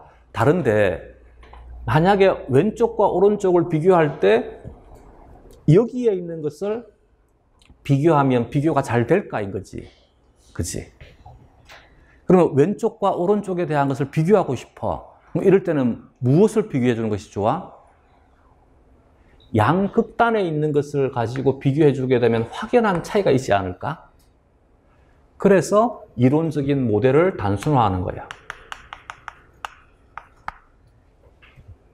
그러면 우리가 실제 생물학 교재에서 배우는 것은 단순화되어 있는 양극단에 대한 것을 배우고 있는데 이 양극단은 보편성이 아니고 오히려 뭐지? 비보편성이지, 그지? 여기서 이제 혼란스러운 거지. 원래 과학이기 때문에 무엇에 근거를 둬야만 돼? 보편성에 근거를 두고 기록을 해야 되는데 어쩔 수 없이 지금 얘는 지금 뭘 하고 있는 거야? 비보편성에 근거를 두고 지금 비교를 하고 있는 것이지. 그러니까 이 내용과 이 내용에 대한 것이 상충할 수밖에 없는 것이지. 그러니까 책을 보게 되면 이 장에서는 이렇게 얘기를 했는데 다른 장에 가니까 또 말이 바뀌어 있는 거지. 와, 뭐가 참이야인 거지, 이제. 이해가 되겠어? 그래서 일반적인 생물학 개론에 대해서 배울 때는 전부 무엇에 근거해서? 보편성에 근거해서. 그러나 무엇인가를 비교하는 수리적인 것에 대한 것은 전부 무엇에 근거해서? 단순성에 근거해서. 알겠지? 그러면 이게 이제 그렇기 때문에 어쩔 수 없이 우리는 단순성을 채택을 해서 이론적인 모델을 설정할 수밖에 없었는 거예요. 그러면 수리적인 영역에서 무엇인가를 다루는 것들은 실제 사실이 아니다 이겠지, 그지? 실제 사실은 뭐가 사실이어야 돼? 보편성이 사실이어야 돼. 근데 우리가 배우는 것은 지금 뭘 배우고 있다고? 비보편성을 배우고 있단 말이야. 그렇기 때문에 이것은 실제 보편성이 아니란 얘기지. 실제 사실이 아니란 얘기지. 예를 들게 되면 효소가 참여하는 화학 반응에 대해서 식을 이렇게 정해주게 된다는 얘기야. 그러면 여긴 이 식을 우리 몸에 적용하게 되면 적용될 수 있는 효소는 극히 예외적으로 몇 개밖에 없습니다. 대부분의 효소는 여기에 적용이 되지 못하게 됩니다. 왜냐하면 이 식대로 하려면 효소는 단 하나의 기질과만 결합해야 돼. 근데 우리가 가지고 있는 많은 효소들은 중합체이기 때문에 하나의 효소 복합체가 여러 기질과 동시에 결합하는 것들이 많습니다. 두 번째, 여기는 이 반응은 가역 반응이어야 되고 여기는 이 반응은 비가역 반응이어야 되지. 근데 우리 몸에 존재하는 많은 효소들은 비가역 반응이 아니고 가역 반응이지. 이제 이해가 됐어? 그래서 또한 여기는 이 효소는 하나의 기질과만 한 종류의 기질과만 결합해야 되고 하나의 기질은 한 종류의 효소와만 결합을 해야 되지, 그지? 근데 우리는 실제 아니지, 그지? 그래서 우리가 배우고 있는 것은 그냥 이론적인 단순성에 의한 모델을 배우는 것이지 내 몸에 있는 실제 사실을 배우는 것이 아니야. 이걸 자꾸 광고하더라고. 그러면 얘는 단순화시켰을 때 이렇다인 것이고 이것을 이용을 해서 우리 몸에서 일어나는 것에 대한 것을 이해하는 것이지 이해에 대한 수단이 되는 것이지 우리 몸에 있는 그대로가 아니란 얘기지. 또 하나가 뭐냐 그러면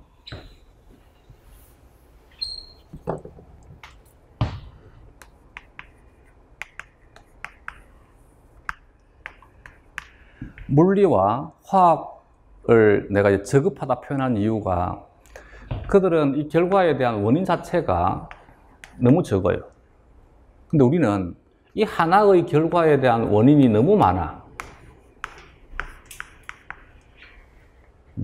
하나의 결과에 대해서 관여하는 원인들이 너무 많은데 어떤 문제가 생기느냐 하면 생물은 현재 이제 막 걸음마를 뗀 상태이기 때문에 현재 이 결과에 관여하는 모든 원인들을 다 알지 못하는 경우가 너무 허다해.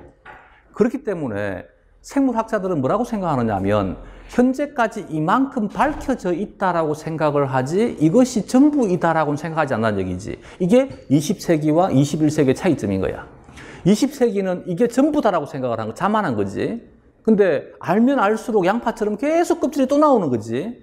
그러니까 지금 21세기 생물학자들은 누구도 그렇게 자만하지 않는다는 얘기야. 그러면 현재까지는 이것만 밝혀져 있는 것이고 언제 또 더 밝혀질지는 모른다는 얘기야. 따라서 이 결과에 대한 것을 실제 모든 원인을 가지고 설명할 수가 없어요. 그러니까 어쩔 수 없이 얘도 마찬가지 단순성에 근거해서 뭐를 설정하느냐 하면 모델을 설정할 수밖에 없는 거야.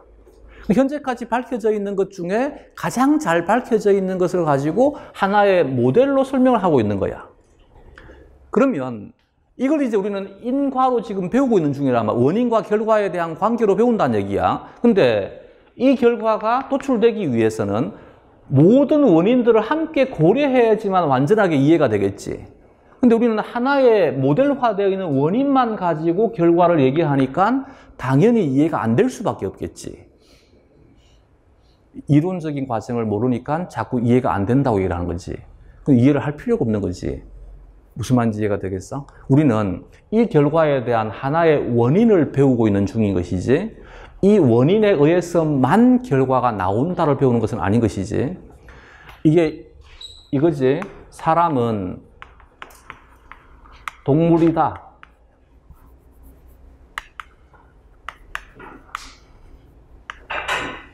동물은 사람이다의 관계인 거지.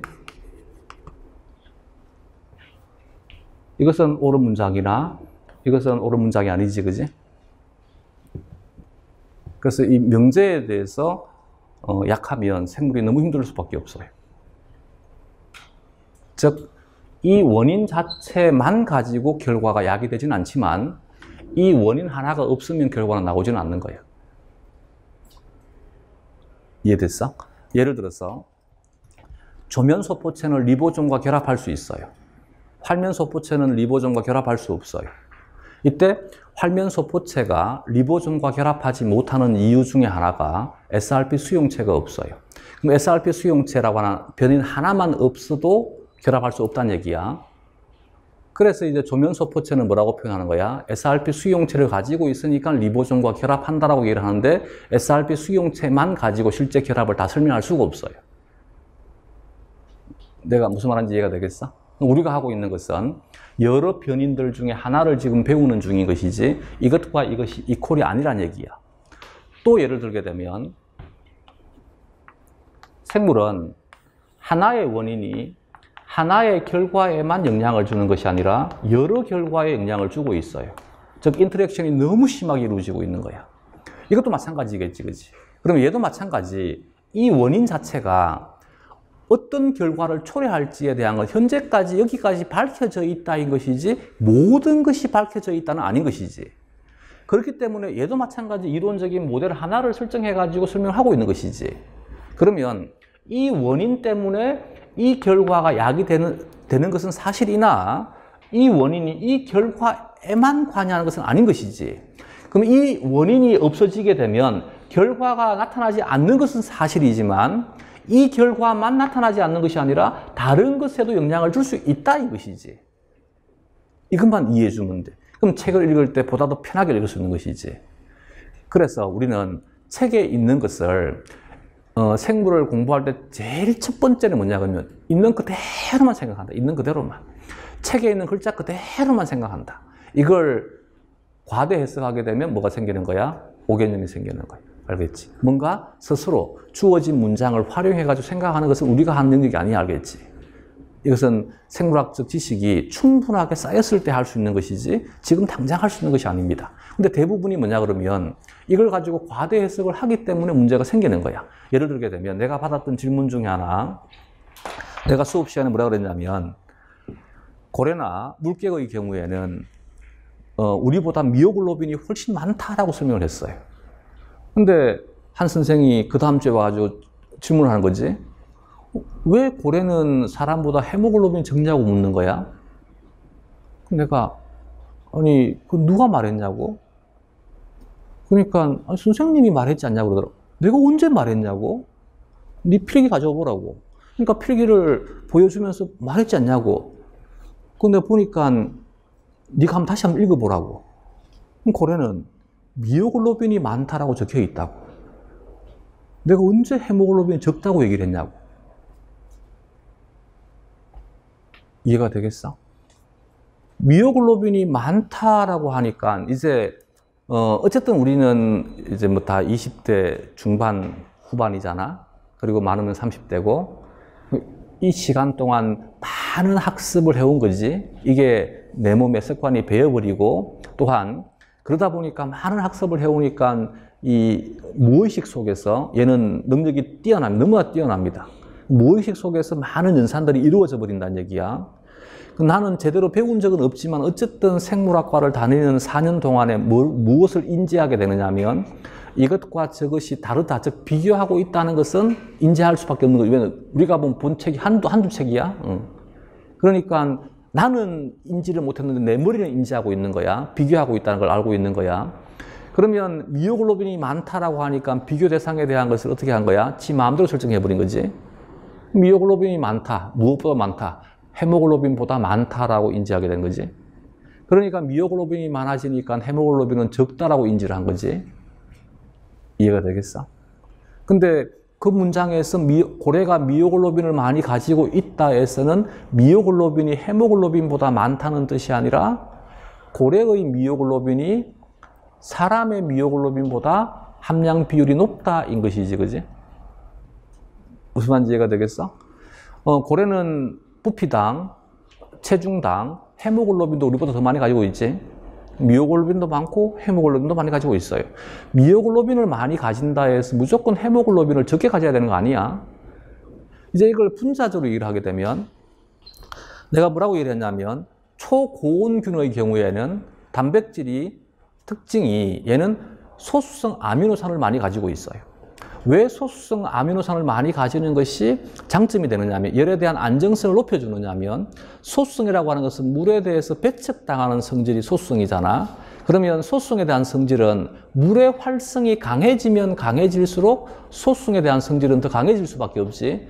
왜냐하면 물의 활성이 강하다는 얘기는 더 강력하게 반발해 버릴 것이기 때문에. 그래서 온도가 높아지게 되면 온도는 뭐지? 이는 사람이 만든 추상적인 개념이잖아. 온도라고 하는 것은 열량인 거지, 열량.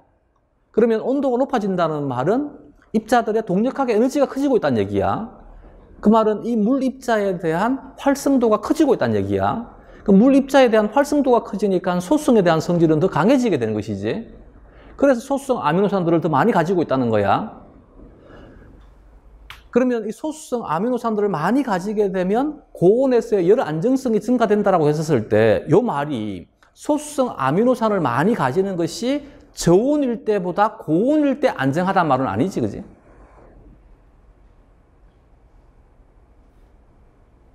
고온에서 소수성 아미노산이 적은 것보다 소수성 아미노산이 많은 것이 안정하다는 뜻인 것이지, 소수성 아미노산이 많은 것이 저온일 때보다 고온일 때 안정하단 말이 아니잖아. 이해가 되겠어? 왜냐하면 고온이 되게 되면 동력학의 에너지가 커지니까 입자들에 대한 무질을 흡수하려고 하는 힘이 강해져 버리잖아.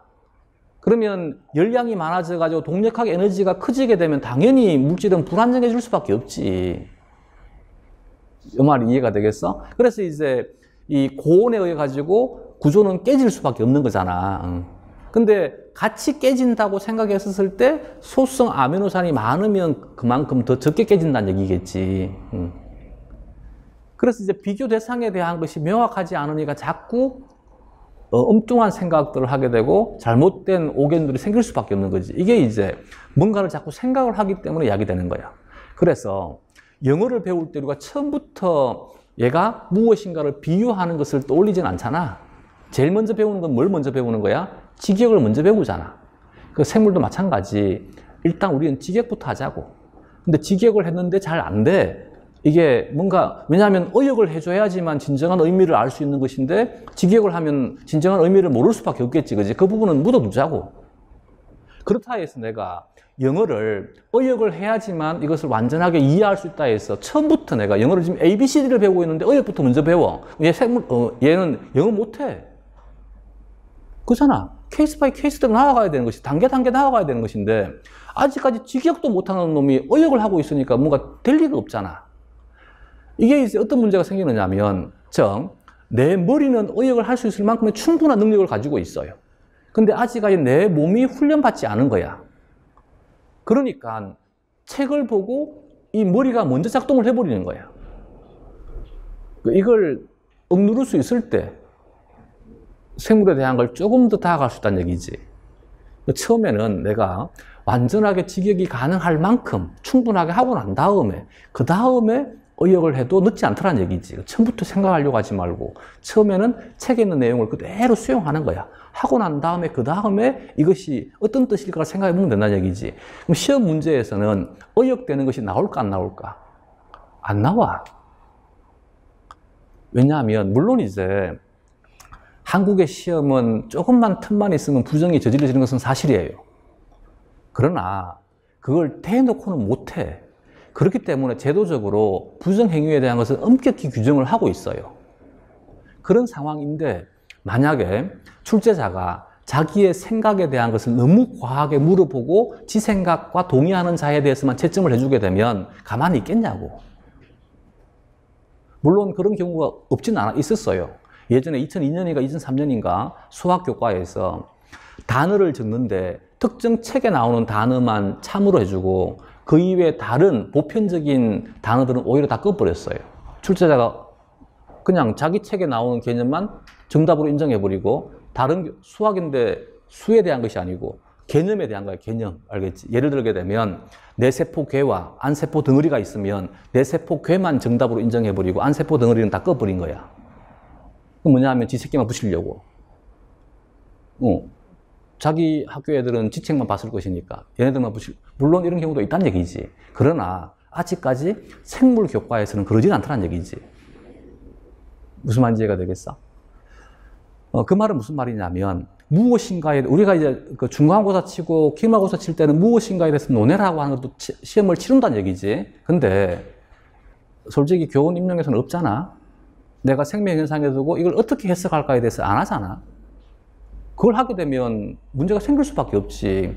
그 출제자에 대한 생각과 같은 생각이 무조건 참이다라고 할 수 없는 것이기 때문에, 그렇다 해서 내가 출제자가 누구인지도 모르는 상태에서 제가 어떤 생각을 할지 어떻게 알아? 그건 너무나 다분히 심각하게 지금 개입되고 있는 상황이기 때문에 인정할 수가 없는 것이지. 그렇기 때문에 우리는 굳이 의역을 하지 않더라도 문제를 풀 때는 전혀 하자가 없다는 얘기지. 근데 왜 그렇게 의역에 그렇게 목매는지 이해가 안 돼요. 하지 말자 알겠지. 그리고 더더군다나 아까 내가 사례를 들었잖아. 우리는 중등 교과 과정을 다뤄야 되는 자이기 때문에 중등 교과 과정에서는 의역 자체가 없어요. 책에 나와 있는 그대로 문제가 나온다니까. 그래서 수능 공부할 때 생물은 쉽잖아. 책에 있는 것만 그대로 하면 되는 것이니까. 그렇지 않아? 이걸 뭐 변형시켜가지고 이럴 때 저럴 때 안 하잖아. 근데 대부분의 질문들은 이럴 때는 어떻게 해요? 저럴 때는 어떻게 해요? 자기가 막 예제를 만드는 거지. 책에도 없는 내용을. 생물은 책에 없는 내용은 다루면 안 돼. 그래서 내가 볼 때 동물 생리학 책하고 지금 동물 생리학 책은 문법이 달라요. 내가 봤을 때 동물 생리학 책은 그나마 아직은 우리가 과학의 한 분과였기 때문에 어떤 관찰된 사실을 가지고 무엇인가를 추론했어요. 그래서 문장이 다 어떻게 서술이 되었냐면 이럴 것이다, 저럴 것이다, 아마도 이럴 것이다, 아마도 저럴 것이다. 이게 우리가 보던 1900년대 생리학 책이야. 지금은 어떤 책에도 그렇게 기술되어 있는 거 없지, 그지? 무엇이다라고만 나와 있지. 즉 21세기 생물학은 관찰한 바만 얘기를 해야 되는 거야. 관찰한 바 이외에 대한 것은 기록하면 안 되는 거지. 또한 관찰한 바에 대해서 물론 저자가 자신의 생각을 추가하긴 하되 그 추가되는 내용이 많으면 위험하다는 얘기지. 왜냐하면 그 추가되는 내용들이 많았기 때문에 이것을 교정하는 데 걸리는 시간이 더 많이 걸리더라는 얘기지. 한 사례를 들어주게 되면 임신 기간 동안에 여성의 말을 잘못했다. 분만이 시작이 될 때 여성의 에스트로겐 수치가 급격히 증가가 되더라는 얘기야. 근데 그 이전까지는 몰랐기 때문에 뭐라고 생각을 했냐면 이 에스트로겐이 난소에서 생성이 될 것이다라고 생각을 한 거야. 그래서 옛날 교재는 전부 난소로 기록이 되어 있고 하물며 2000년대 초반까지 캠벨 책은 유명한 일반 생물학 교재잖아. 생물학 개론서잖아. 거기도 뭐라고 나와 있냐. 난소에서 에스트로겐이 분비가 된다고 그림까지 나와 있잖아. 근데 이게 밝혀진 것이 옛날에 이미 다 밝혀져 있다는 얘기지. 난소에서 분비가 되는 것이 아니고 어디에서 분비가 되는 거야? 태바 안에서 분비가 되는 거지. 이해가 돼? 즉 혈액에서 검출한 에스트로겐만 가지고 뭐를 추론해버린 거야? 난소라고 추론해버린 것이지, 그지? 그러니까 관찰되지 않은 것을 가지고 추론해버리니까 문제가 생겨버리더라는 얘기야. 이제 이해가 되겠어? 그래서 21세기 생물학은 절대 그 짓을 안 한다는 얘기지. 어느 누구도. 지가 직접 확인을 해야지만 한단 말이야. 왜 밝혀지게 됐냐면 난소에서 분비가 되는 에스트로겐은 뭐야? 에스트라디올이야. 근데 분만 직전에 수치가 급격히 증가할 때 에스트로겐은 에스트라디올이 아니고 에스테리올이에요. 에스테리올은 어디에서 만들어지는 거야? 태반에서 만들어지는 거야. 이해가 되겠어? 그래서 이렇게 이제 뭔가를 추론하게 되면 잘못된 것이 형성되게 되고 이 잘못된 것을 교정하는데 너무나 많은 돈과 시간과 노력이 들어가더라는 얘기지. 그래서 21세기에서는 누구도 그걸 안 한다는 얘기지. 근데 우리가 왜 해야 되냐고. 알겠어? 그러면 내가 무엇인가를 얘기를 하고 무엇인가를 생각을 하려면 무조건 무엇에 근거해야만 돼? 책에 근거해야 돼. 책에. 알겠지? 마지막으로 이제 이제는 생물학 총론은 교원 임용 생물 시험 치면 누구나 다 보잖아. 내 강의는 기본이지 내 강의가 심화가 아닙니다. 알겠지? 무슨 말이냐면 누구나 다 한다고. 그러면 생물학 총론에 대한 것만 해가지고 남들보다 우위에 서지는 못하겠지, 그지? 그렇다고 해서 내가 4개월 동안에 그러면 우리가 봐야 되는 필수적으로 봐야 되는 전공 교재들을 다 강의할 수 있냐? 그건 아니잖아. 그래서 생물학 총론 이외의 전공서들은 꼭 봐야만 돼. 알겠지? 그 합격 수기 보게 되면 난 생물학 총론만 했는데 합격했다. 그건 믿지 마, 알겠지? 믿으면 안 돼.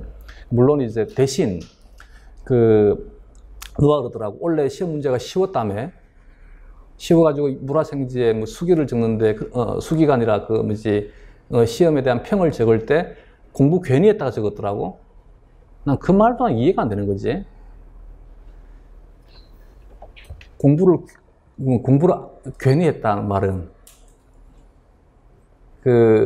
너무 계산적으로 지금 생각하는 거 아닌가? 시험 문제에 나올 것만 내가 공부를 해야 되는데 시험 문제에 나오지 않을 것을 공부했다는 얘기잖아. 무슨 말인지 이해가 돼? 그럼 시험 문제 뭐가 나올지 어떻게 아냐고. 그러지 않겠어? 근데 걔가 그렇게 적었는데 나는 그거를 안 읽어봤으니까 연구소 애가 얘기를 해주길래 내가 그 글에 또 그 글에 대한 얘기인지 아닌지는 모르겠는데 그 밑에 누군가 또 물었다며. 그래서 시험 잘 쳤냐고. 그러니까 공부하는 것하고 또 시험 치는 것도 좀 다르다며. 난 그 말도 이해가 안 되는 거지. 응. 그러니까 우리가 그 선생들의 어떤 카페이고 토론장인데 거기에 나오는 문장들이 논리적이지 않은 것이 너무 많은 건 너무 안타까워요. 글을 적을 때 언젠가 한번 수업 시간에 얘기할지 모르겠지만 뱃속에서 제일 먼저 열리는 것이 귀가 제일 먼저 열려요. 그래서 태교를 할 때는 소리를 들려주잖아. 그 다음에 태어나게 되면 이제 눈이 열려요. 그 다음에 입이 열려요. 그 다음에 도구를 쓸 수가 있는 거야. 이게 신의 뜻이야. 먼저 충분히 듣고 눈으로 확인한 다음에 사실이면 말해란 얘기야. 말해도 아무런 문제가 없을 때 기록하란 얘기야. 그렇지 않아? 우리 너무 좋은 과목을 하고 있어요. 이 생물만 보면 우리가 어떻게 살아야 될지에 대한 철학들이 다 들어있어요. 그래서 앞으로 들었으면 말하기 전에 꼭 확인해. 확인하고 난 다음에 말했을 때 문제가 없을 때 기록을 하라고. 지금은 이해 안 되지, 그지? 그냥 막 적지. 막 적고 난 다음에 아님 말고, 그지? 이건 아니잖아. 그지? 더더군다나 우리는 선생님인데, 이제는 4차 산업이잖아요. 이 진짜 중요한 얘기. 21세기에 4차 산업의 인재상이 혹시 들어본 적 있는 것 같아? 요즘 나오는 얘기야. 4차 산업의 인재상이 갖춰야 되는 조건 4가지가 있어요. 응? 들어본 적 없어?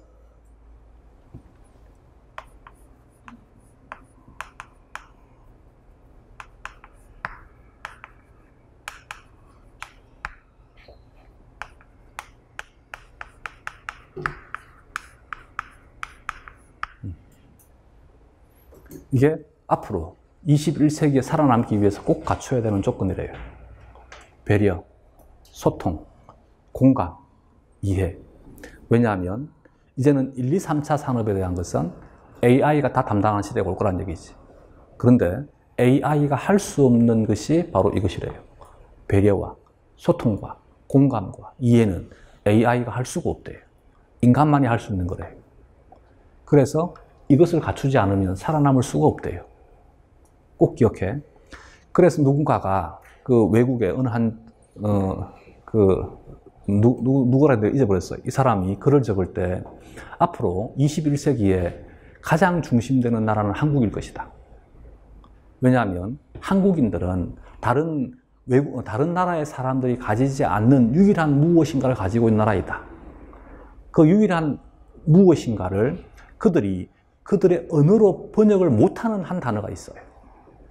뭘 것 같아?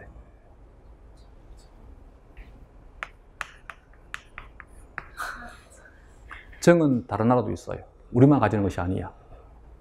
정에 더 많이 다가가는 나라가 우리나라인 것이지, 정이라는 것은 번역할 수 있는 단어예요. 번역할 수 없는 단어가 눈치래요. 그래서 그 사람이 이 눈치를 자기의 언어로 번역할 수가 없으니까 그냥 영어로 눈치라고 적어요. 이건 이 눈치란 단어 자체가 다른 나라에는 존재하지 않는 단어예요. 눈치를 가진다는 말이 이 말이야. 우리는 눈치를 본다는 말을 비하시켜서 말하잖아. 똑같은 거지. 영감이란 단어는 비하시킨 말이잖아. 무엇이 영감이야? 대감은 당 상관을 대감이라 하고 당 하관들을 영감이라 해요. 예전에 높은 관직에 있어야지만 영감인 거야. 그래서 금사들이 영감이라 하잖아. 금사의 관직이 높으니까 영감이라 해주는, 관직이 낮으면 영감이라는 말을 못 써요. 영의정, 좌의정, 우의정과 같은 사람들은 대감이라 하는 것이고 그 밑에 있는 사람들은 영감이라 한단 말이지. 영감이라는 단어는 굉장히 좋은 뜻이야. 이걸 비하시켜가지고 영감한 거야. 우리 영감인 거지. 이해가 돼? 님이란 단어도 마찬가지. 임금에게만 사용할 수 있는 단어가 님이잖아요. 그래서 님이란 단어는 너무나 극존칭에 대한 거야. 근데 유일하게 님이란 단어를 어디다 쓰느냐면 서방님에게 쓸 수 있어요. 그게 이제 유교적인 잔재이겠지만 임금님인 거야, 님. 근데 지금은 우리는 그냥 님 그러잖아. 님이라고 하잖아. 그건 비하시켜서 말하잖아. 님 그러지 마세요 그러잖아. 님아 그러잖아. 이해가 돼? 눈치란 단어는 너무 좋은 단어인데 이 너무 좋은 단어를 우리는 그냥 비하시켜서 말하고 있는 거지.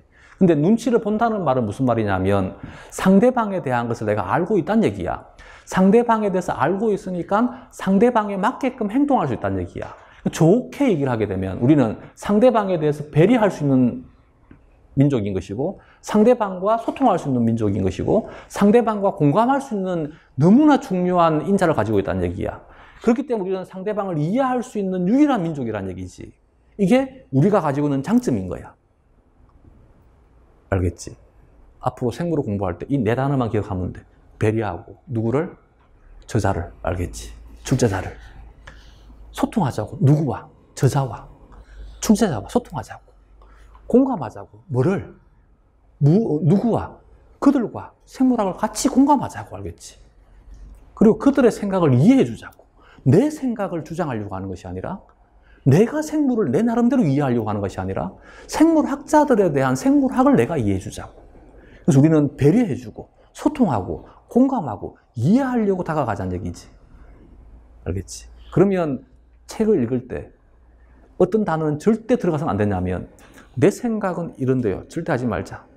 그건 배려가 아니잖아. 내 생각이 그런다는 주어를 쓴다는 얘기가 나는 배척하겠다는 얘기지 배려하겠다는 얘기가 아니잖아. 그래서 선생이라면 최소한 이 단어는 쓰면 안 돼. 알겠지? 공부할 때.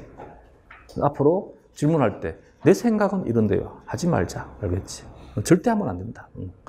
그 다음에 생물을 공부할 때 혹시나 왠지는 절대 하지 말자. 이건 생물의 생자를 모르고 있는 거지.